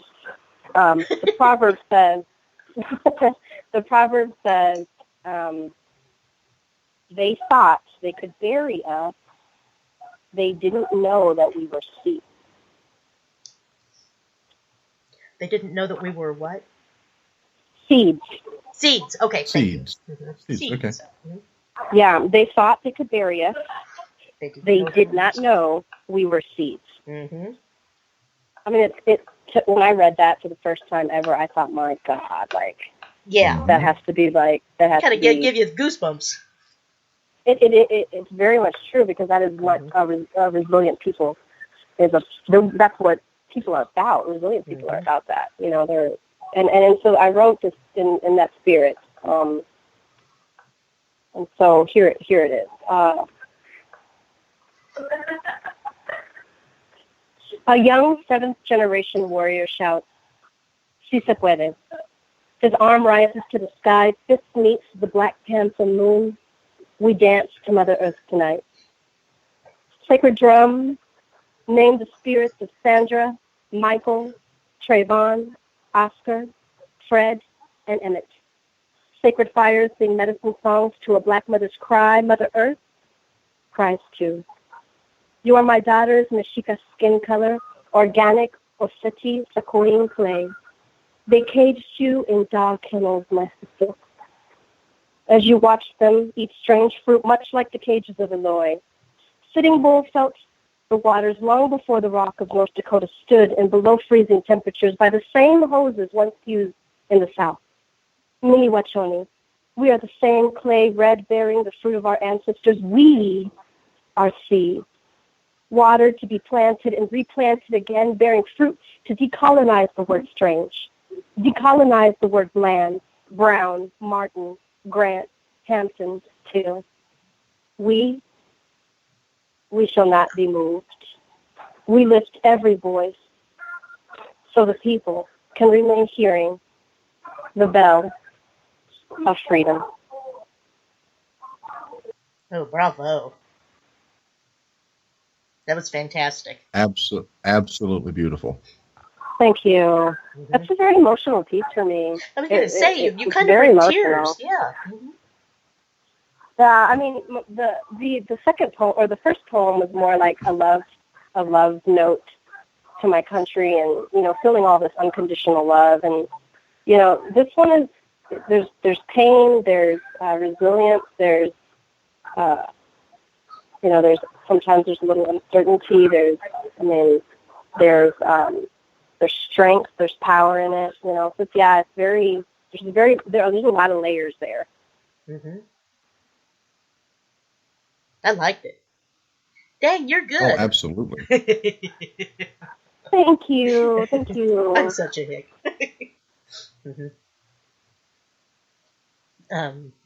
Would you like to tell us about the Martin project you've been working on? I'd love to. I joined a group of 11 artists last year, starting, I believe, in the summer. It was really honestly meant to be a project where we would just jump onto a track and just record and sell a track. But it just grew. I mean, we decided to make a music video. Now, the reason we decided to call it the Martin Project is because it's a twofold title. The original producer of the song that we chose, or that one of my sister girlfriends in the community, she's an MC, she's a hip hop artist. She was the one who chose the beat, but the original person, his name is Martin Dumas.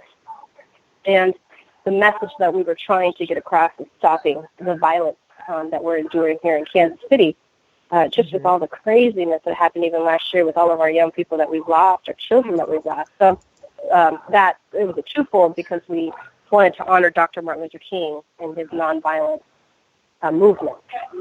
So those two names came together. It was called the Martin Project, and before long, we had a song and a music video that was shot actually on 18th and Vine.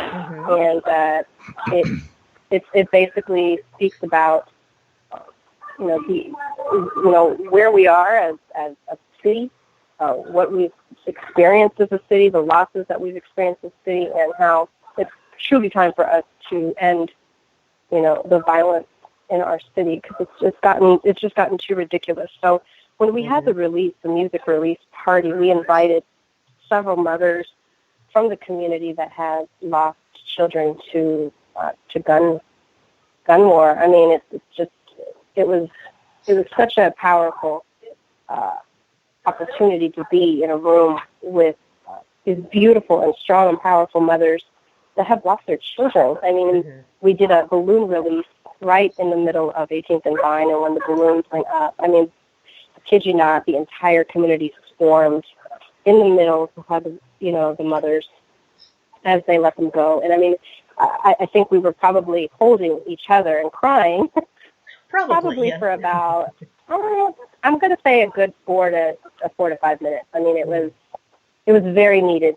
I think that we all are hurting in a sense, even if it doesn't personally affect us, just because it's our city and it's our children. And who doesn't feel passionate about children feeling protecting safe enough to play in their own backyard. So I mean, so we're going to continue that work. The Martin Project hasn't ended. We're working on phase 2 of the Martin Project now. So the artists that we had, I believe we had I think we had 7 MCs, and then we had me on it. I did poetry in the video. So we had 2 poets, and we had 7 hip-hop MCs. So now we're going to flip it. We're going to do 7 poets and possibly maybe 2 or 3 hip-hop MCs. Oh, fantastic. Yeah, it's going to be awesome. And so we're going to choose probably a different beat this time, maybe a different location. But we're going to continue to add on to it. I'm hoping that we can really get the community involved so that we can do like a nice music video where like the entire community comes out. Oh, that would be that would be neat. Yeah, I want lots of children. Very I want cool. lots of teenagers. I want high schools represented. I want like a marching band. I want my Latinos to come out. We have some indigenous. Well, you saw when we were doing the prayer visual that we had for Standing Rock. We had our Latino relatives, our Mexica relatives that joined us to drum. So it would be awesome to collaborate drums, on both sides of the city, for a music video. So yeah, we're gonna work on that. We're gonna keep on working on that until we get the music video and the song that we manifest through this project. So who knows? We might do like a 3rd volume or 4th volume. Whoever decides they want to continue to jump on it. But I feel like it's just a good opportunity to allow artists to contribute to something greater, and also giving a space for our mothers and fathers and siblings and young people an opportunity to have a voice. So hopefully we'll continue to do some more advocacy work around that with our mayor and our police department and our pastors and our churches. So yeah, we definitely have work to do this year to continue that movement. What can I ask? Which church is that? You're on church steps, right? When you're part of the video. Oh, that's right. I am on a church step. That's actually a really funny story because the way we're about to shoot me and then or shoot the video, not me, shoot they were about to shoot the video. And there was this huge van that literally drove up, and a swarm of people came out, and I was like, oh my God, what am I going to do? They're about to shoot this video, and I can't tell these people they can't go into their church because we didn't ask permission. I mean, we got up at 7 o'clock in the morning, and mind you, I think it was a big mistake for us to do it on a Sunday because, churches are going to be open.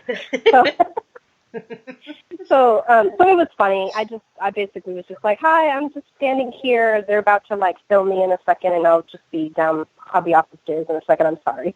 And how did this van load of people react? They were just like, what's happening? What's going on? Why are you here? What? I don't understand what's happening. Yeah. So, but it was cool. It's always awesome to have those experiences though, because I feel like our city needs to see more of that. They need to see more cameras and more artists and more videos being shot. I think all of that is incredible. I always love the energy that brings, like when I go to Chicago or New York or other places that are in that mode. Still haven't been to Chicago, and I didn't really want to go to New York. I love Chicago. Chicago is my favorite city. I love Chicago, I have to say. I've been there several times. I do love it. I love Manhattan. I do. Okay. My two favorite cities in the U.S. are Las Vegas, and I'm not a gambler, but I just love Vegas because I have a great affinity for the Rat Pack, Dean Martin, Sammy Davis Jr., Frank Sinatra. I have a black fedora. I'm cool with that. I love, I love walking with my glass of scotch and a cigarette in my hand. And I love Savannah. I love Savannah, Georgia. One of my all-time favorite southern cities. I absolutely love Savannah. I would choose Savannah, Georgia over New Orleans, Louisiana, and Charleston, South Carolina any day of the week. If it just wasn't so hot and sticky. Savannah. Oh, it's gorgeous. You got to go sometime. You need to go. Yeah. Mm-hmm. I had the opportunity a couple of years ago to go to New Orleans, and I absolutely fell in love. Just right, because we drove from Kansas City down to New Orleans, and I just fell in love. I mean, we literally had to stop in Mississippi to just kind of like take a deep breath because we were literally running into cotton fields, and I thought, my God, we have to stop the car. Like, this is so sacred. We have to stop. Right. The car. Right. I felt the rush in my body when I got out. I got out of the car just to stand there, and be present. Absorb it. Yep. It is. Well, if you love New Orleans, Savannah to me is the perfect love child between New Orleans and Charleston, South Carolina. Oh my God. It has all. It does. It has all of the old Southern charm of Charleston. It's got a lot of the mystique and the supernatural of New Orleans. There's a lot of haunted places. There's a lot of the above ground cemeteries. There's a lot of the majority of the town squares are built around cemeteries. You've got all the Spanish moss hanging from the trees. You've got just this great rich history. It really is the perfect love child, and I love Savannah. By far, Las Vegas excluded because of my Rat Pack, affinity. Savannah would probably be my favorite city in the U.S. So, Jessica, you need to go. Maybe I need to go. I was about to say, you need to go. I'm actually, my birthday's coming up, so I was thinking about, like, where do I want to go this year for my birthday? I might have to just do that, darling. Because you also get the Eastern Shore. You go out to Tybee Island. You can be on the beach in just a matter of minutes from Savannah. There's lighthouses. Tybee Island's a great place to stay. I stayed on Tybee. I stayed in downtown. It is the perfect vacation destination. And your birthday's in a couple of weeks, you said? It's the 11th. So next month. Yeah, perfect. Actually, the very first time I was in Savannah was around that time of year back in 1998. No. 96. 1990. God, I am old. Oh, you're not as old as I am by a bunch.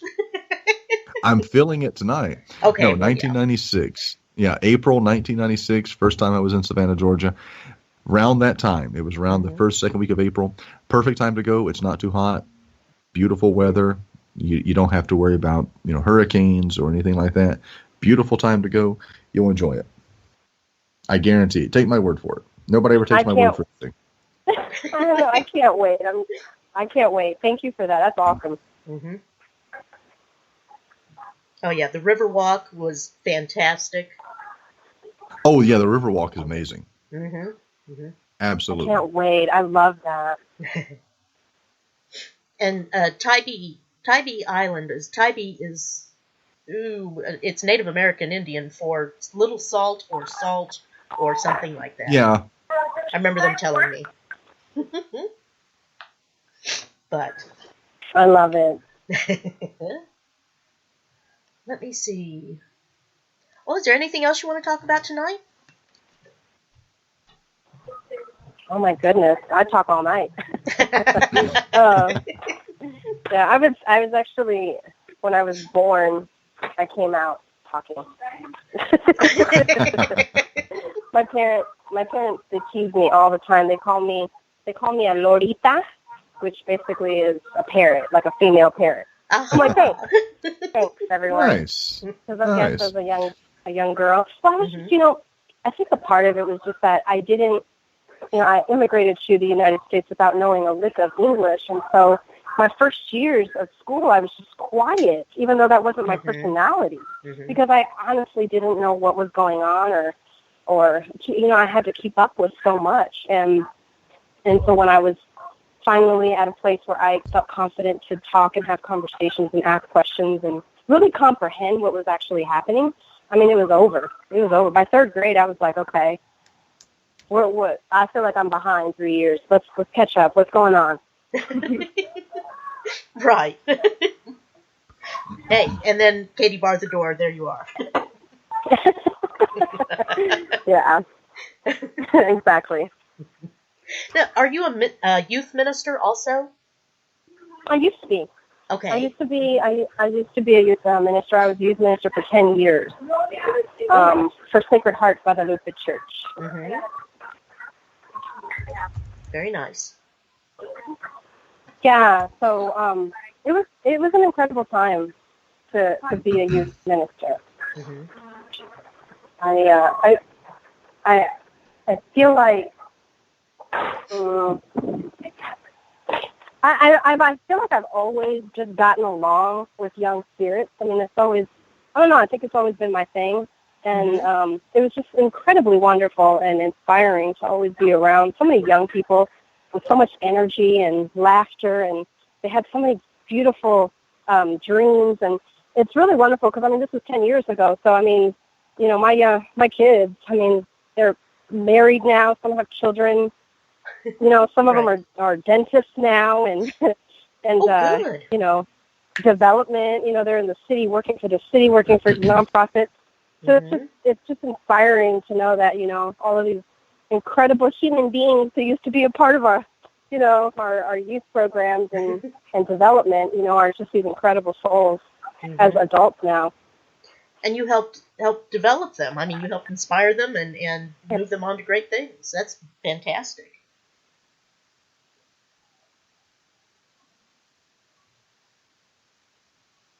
It got awfully quiet. Yeah, you guys there? I'm here. Sorry about that. There you go. That's okay. I accidentally pressed mute on my phone. I got too excited. I hate when that happens, but it does happen. Or hit dismiss on the alarm instead of just snooze. Right, exactly. Exactly. Yeah. So, I mean, that's what, I mean, I don't know what else. I think we basically talked about most of what we said we didn't talk about. I think we did too. I guess we can wrap it up. How do people get a hold of you if they'd like to talk to you? They are welcome to visit my website, www.jessica, that's my middle name, E for Elizabeth, Ayala, AYALA, .com. Okay. Yes, the website has the publications that if people are interested, they are more than welcome to purchase the anthologies of the poetry that I've been a part of. They can view the Martin Project video and continue to support the efforts moving forward in the new year. And I do have some upcoming performances and events that I'll be posting shortly. And I have a blog section that I always kind of talk about. Just sometimes it's just random, silly things that Jessica decides she wants to talk about. And then some of it is serious things that, need attention. So, yeah. Right. Yeah, it's a very good informative website. It's like a mix of our show with important, poignant topics and then just Wendy and I BSing and rambling for an hour and talking about everything that tickles our funny bone, which happens quite often. That is awesome.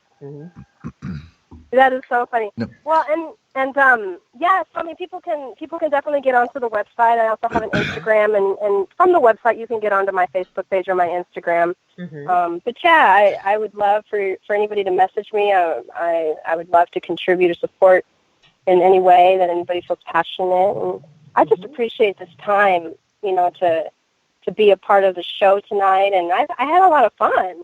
Oh, good. Well, thank you. Well, thank you for being with us, and we would love to have you back on. And I sent you a friend request on Facebook, and I'm going to be extremely offended if you don't accept, because I see Wendy is a friend. So you've obviously accepted Wendy. So if you don't accept mine, I'm going to be extraordinarily offended.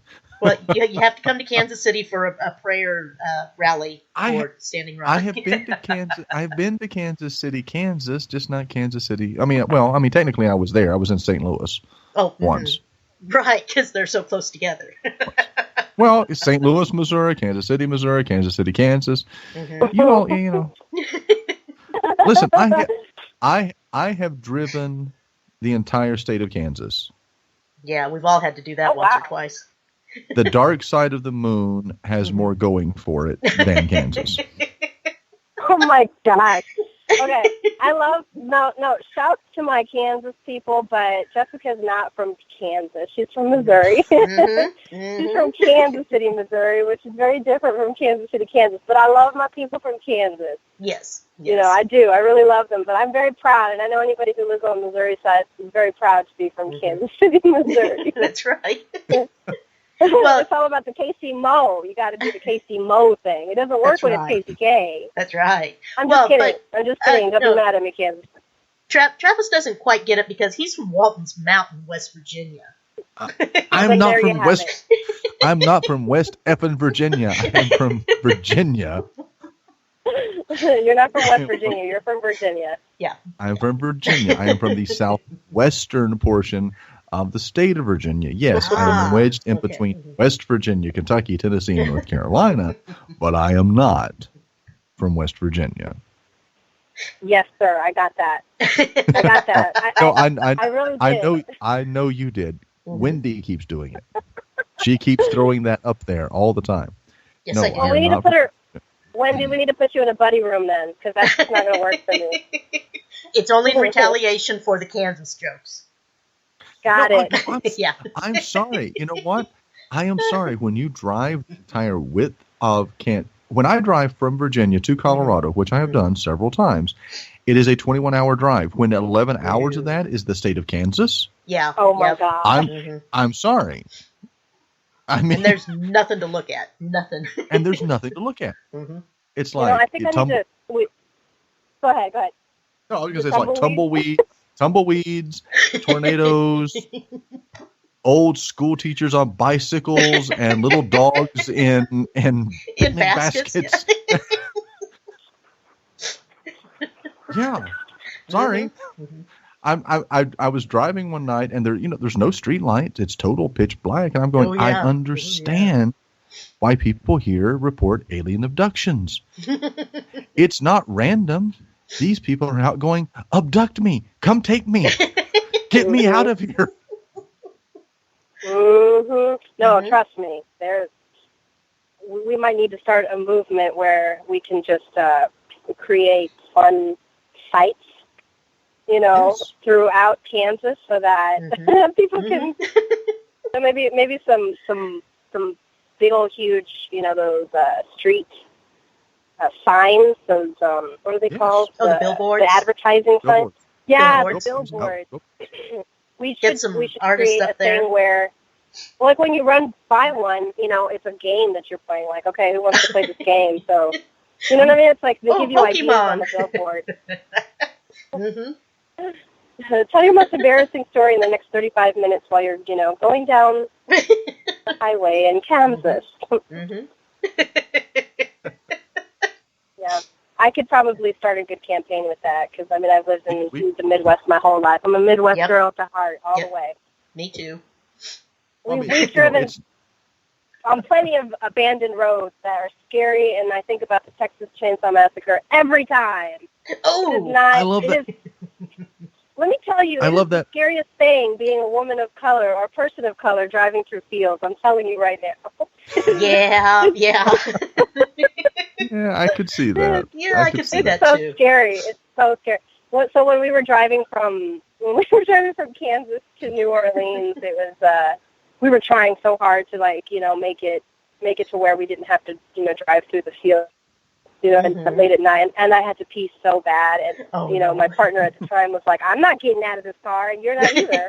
And I'm like, oh my gosh, but I need to use the restroom. Like I really need. He's like, we're not. Neither one of us are going until we see like bright lights. And it was just so funny because I had to hold it because I was so scared. I was like, no, a UFO may come get me, or Could be.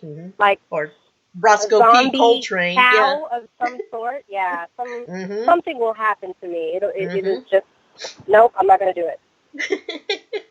Bigfoot's gonna peek out around that corn stalk. Yeah, exactly. Exactly.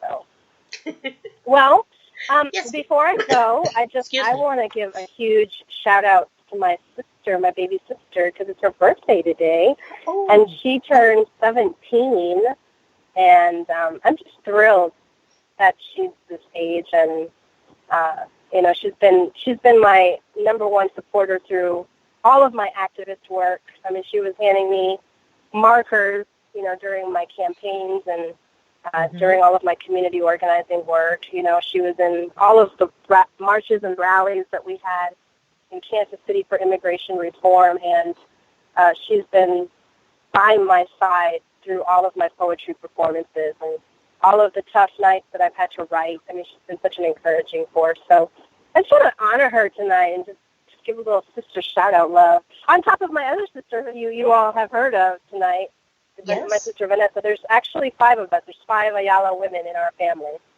Oh, wow.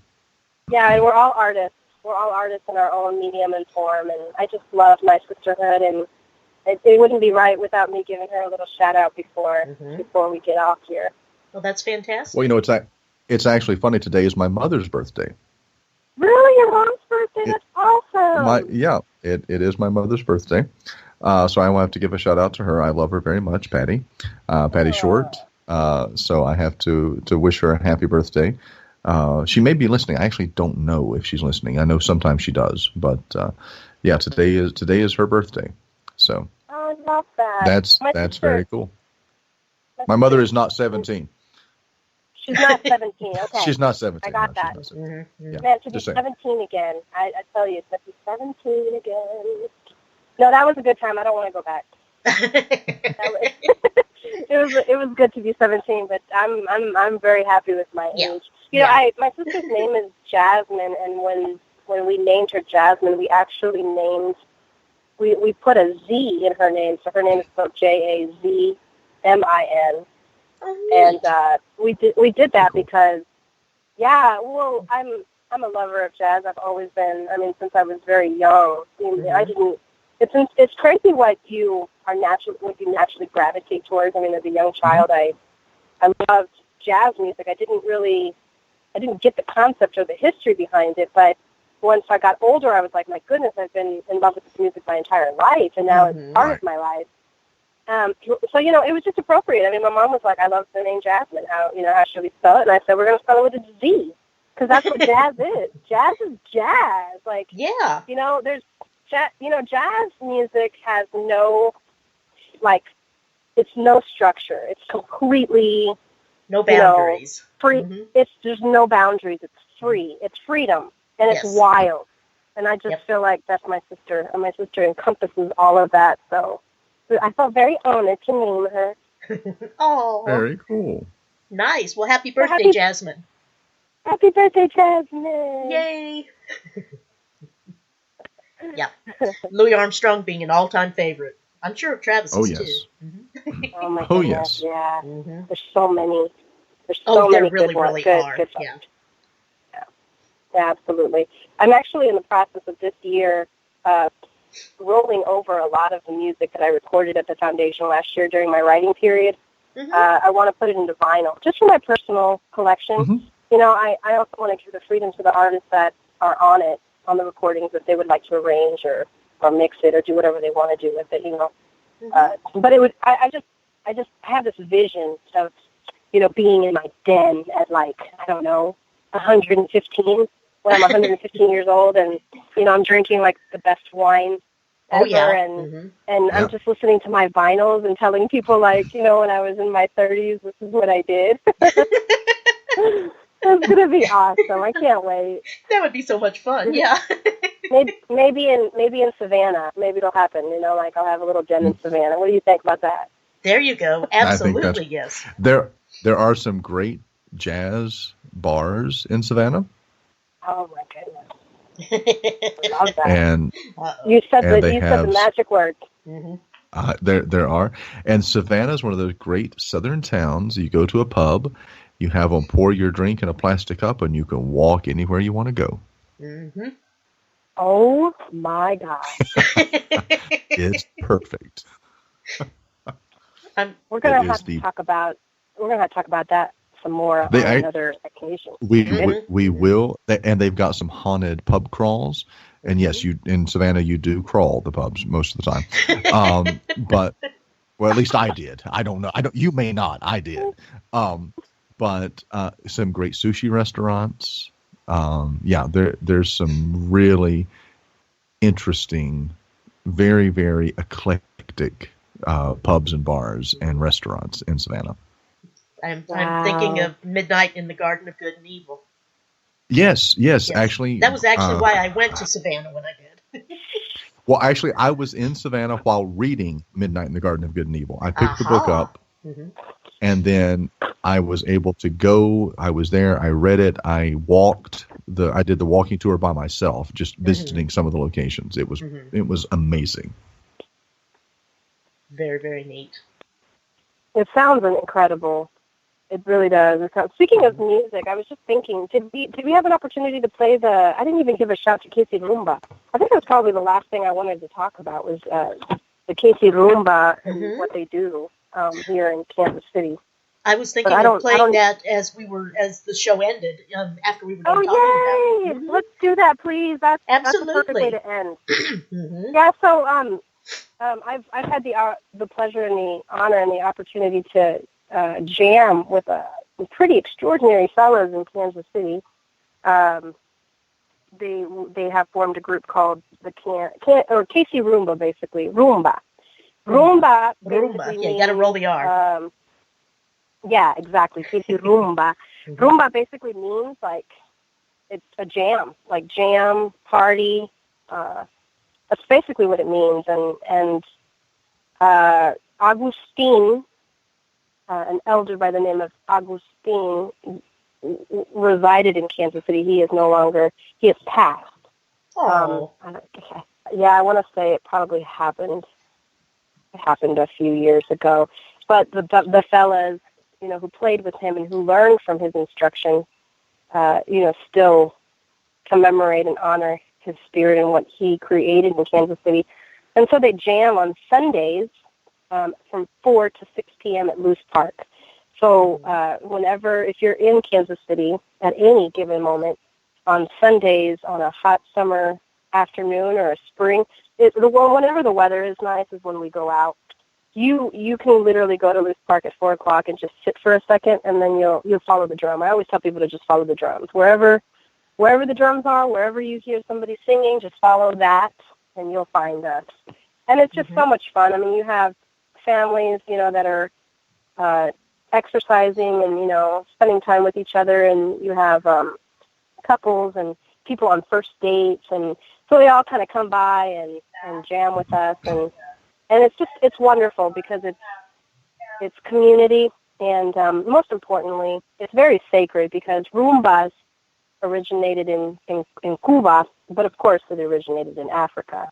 And the Cuban people, their spirits of just enjoying life, kind of like that, joy is an act of resistance, same level of spirit that we have in Kansas City.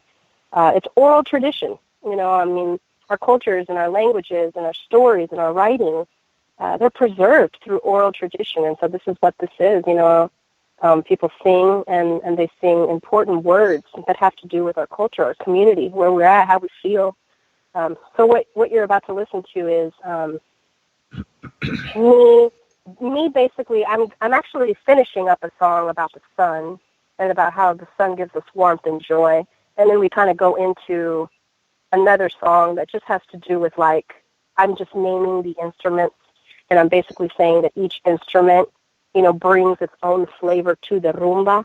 So it's just fun because I get to play with the guys. Like I name all the instruments, all the drums, that are present, because there's many of them, and they all have a different name, and their sound is different. So they get to play with me, and then, like, after it's all over, we all jam together. So I hope you enjoy it, and I think it's the perfect way to end, because while there's so much work that we have to do, in our world, it's also important for us to stand firm on beating, to our own drum, and at the same time joining communities so that we can drum together to preserve, who we still are, which is a human race, which is a people who are grateful and, that still care about our earth and people.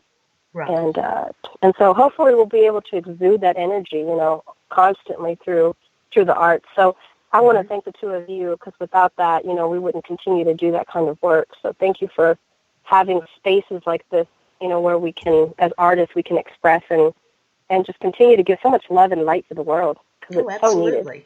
Absolutely, our pleasure. And thank you for coming on. You're extremely thank you, and interesting. Definitely, we want to have you back on, and maybe all five Ayala sisters. Oh my gosh, that would be crazy. It would have to be during a holiday, so we'll have to definitely plan it. Like, it'll have to be either like the Thanksgiving weekend or the Christmas weekend or something like that. We can do that. Absolutely. Yeah, that would be so much fun. I don't know if you guys are ready for that.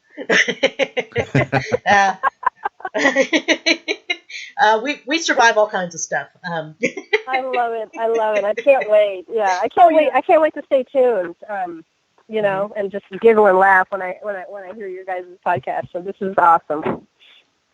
Thank you. Well, they'll bet. Yeah, thank you so much for being with us. Thank you very, very much. It's a complete honor and pleasure, and I look forward to doing it again. And I just wish you an incredible evening, and continue to do what you do. Stay awesome, guys. Absolutely. Thank you. We plan on it, and you too. And I will. We'll be in touch. And I'll let you know. I'll let you know on Facebook about the Savannah trips and all that other jazz. Yes. And when the Rumba starts up again. Yes, I will. I'll definitely. We may have to have maybe one of the fellows come onto the show. To kind of talk about their stuff. That would be fun. We could do it live from on site. Oh my gosh, that would be awesome. This is so much fun. It is. Let's do it. Let's create that possibility. We have. It's been put into the universe, and it will continue to grow. Yeah, absolutely. Well, have a wonderful evening, you all. I'm gonna. You too. I have to get back to my advocacy work. Okay. Alrighty. Yes, please. And Wendy, the song that we're taking out with is. It's that recording, the Rumba recording, and it's about 15 minutes long. So, and you won't be able to hear it unless you get online and listen to it. I know. Yeah, I know. I'm sorry. Although I do have it pulled up on my Android app on my tablet, but I don't know how to share that with you. That's fine. I will say good night to both of you. Thank you so much for a wonderful show. Jessica, we will definitely have you back, and we will definitely work towards a holiday broadcast of all five sisters. That will be amazing. That's great. I look forward to it. Have a great night, the two of you. Thank you. You too. Thank you. You too. Good night, guys. Night. Bye-bye. Buenas noches. Buenas noches.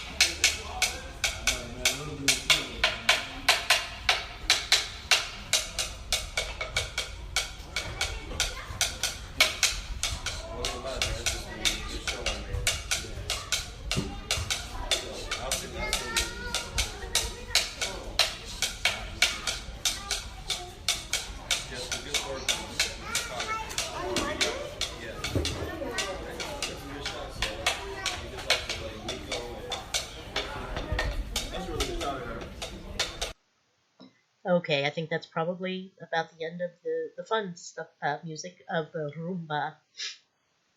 I'm going to go ahead and play. I do have the Martin Project. I have the audio from the YouTube video, so I'll play that. It's another kind of long one. Maybe I won't.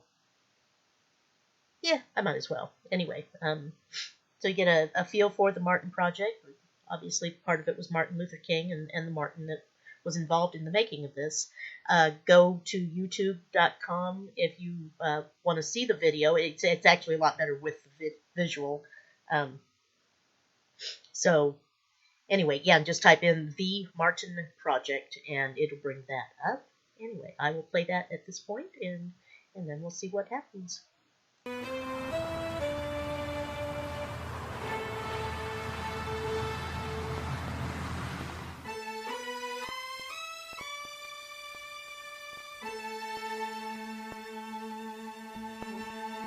We have an issue. Families keep getting handed tissues followed by pistols. And if the gun don't suit you, the police gon' shoot you. Put you in your Sunday best, hands crossed against your unmoving chest. The story was on the news. You slain, no name, the suspect, the truth. This is how the police found you. Body expired by another like you. We did it first. Put it on a shirt, then started a movement. Put up our fist and said we do this. But the obituary page has a bunch of unknown names cause the bullet erased them. Hurling bullets fly blind. Targets get a surprise. War in the streets. Bodies of families covered in respect. Streets unclean asphalt streets. Once gray and smooth, now cracked by dropping bodies stained red. This Rorschach shows death.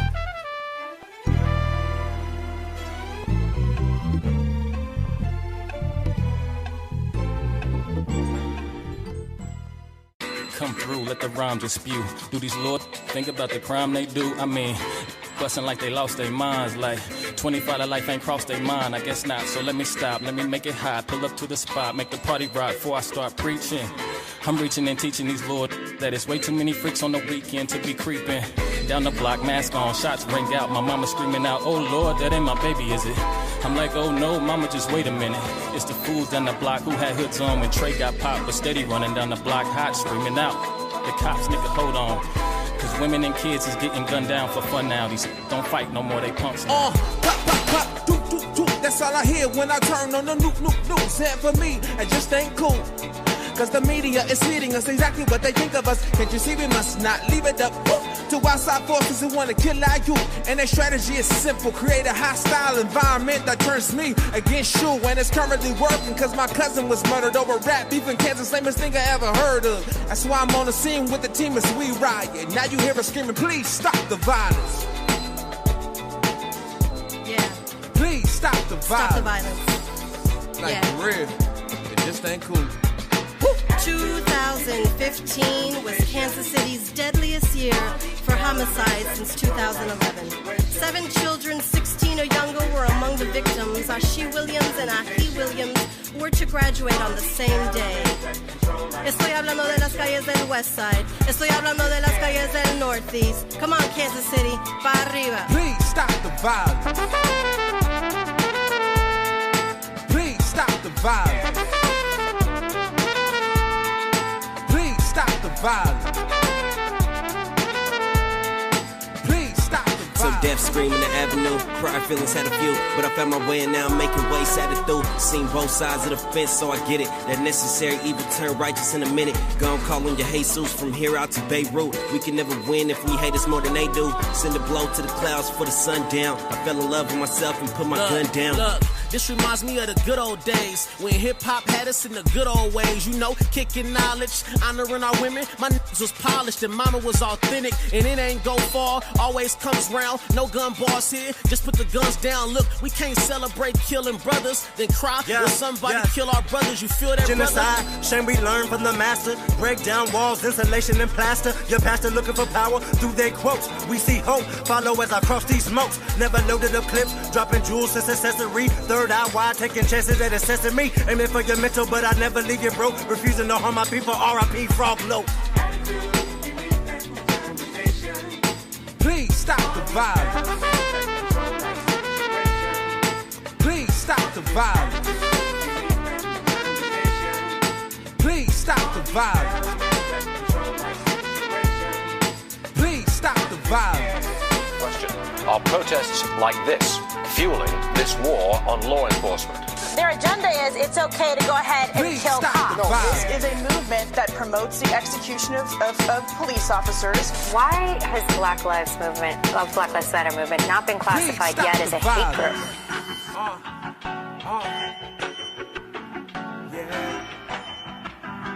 Yeah. Stay up at night, struggling for a long time, man.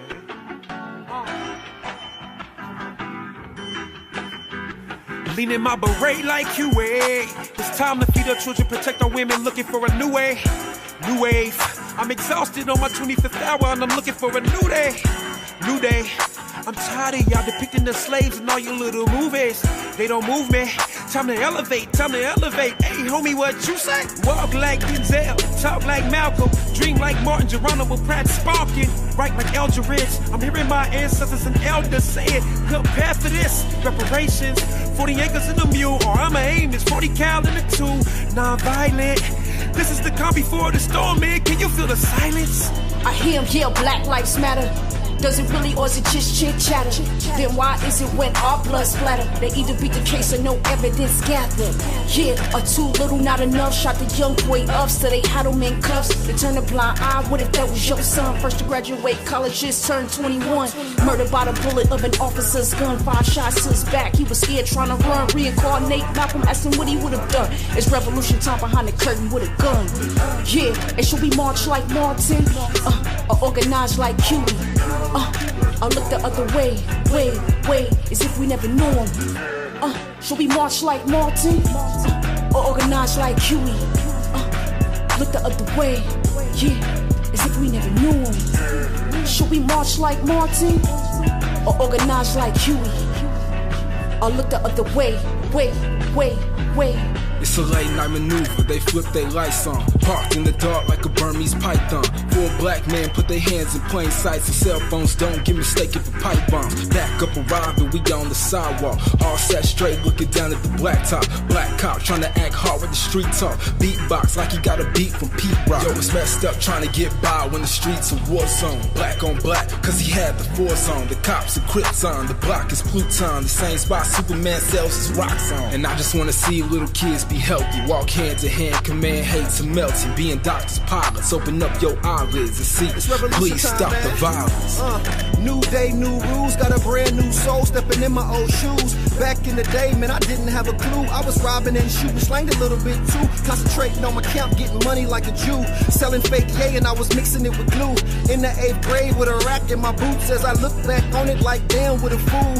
Hustle in my blood, fiend mixed in there too. I used to sip 7-Up with lean mixed in there too, man. But that was then, this is now. Gain knowledge of self, man, I'm so spiritual. Alkaline diet, Dr. Sabi showed me how. Man, I'm trying to stick around for my unborn child. Yeah, and to my brothers killing brothers, who gon' protect the single mothers? Yeah, so till it's revolution time, please lay them guns down, man. Yeah, and to my brothers killing brothers, who gon' protect the single mothers? So till it's revolution time, please.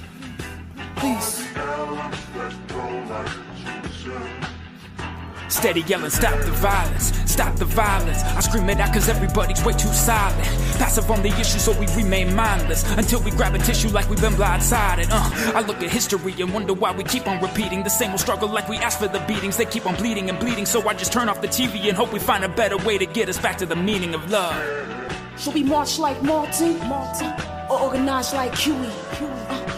Look the other way, yeah, as if we never knew him. Should we march like Martin? Or organize like Huey? Or look the other way,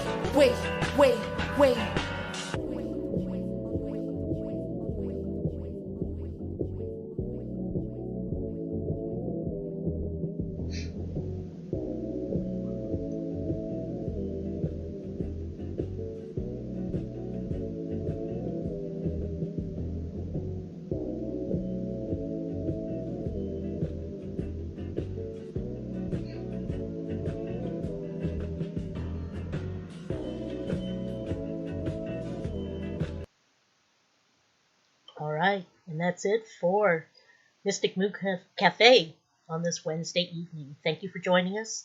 We'll see you. Let's see. I'll see you Tuesday. I know Carly has a guest on Tuesday afternoon, and then Tuesday evening we will have R.L. King on. So, have a great week. We'll talk to you later. Thank you for joining us tonight. You've been listening to Mystic Moon Cafe. Join us every Wednesday from 9 to 11 p.m. Eastern. Be sure to like us on Facebook and follow us on Twitter. On behalf of Wendy Schindler, this is Travis Short saying have a great rest of your week.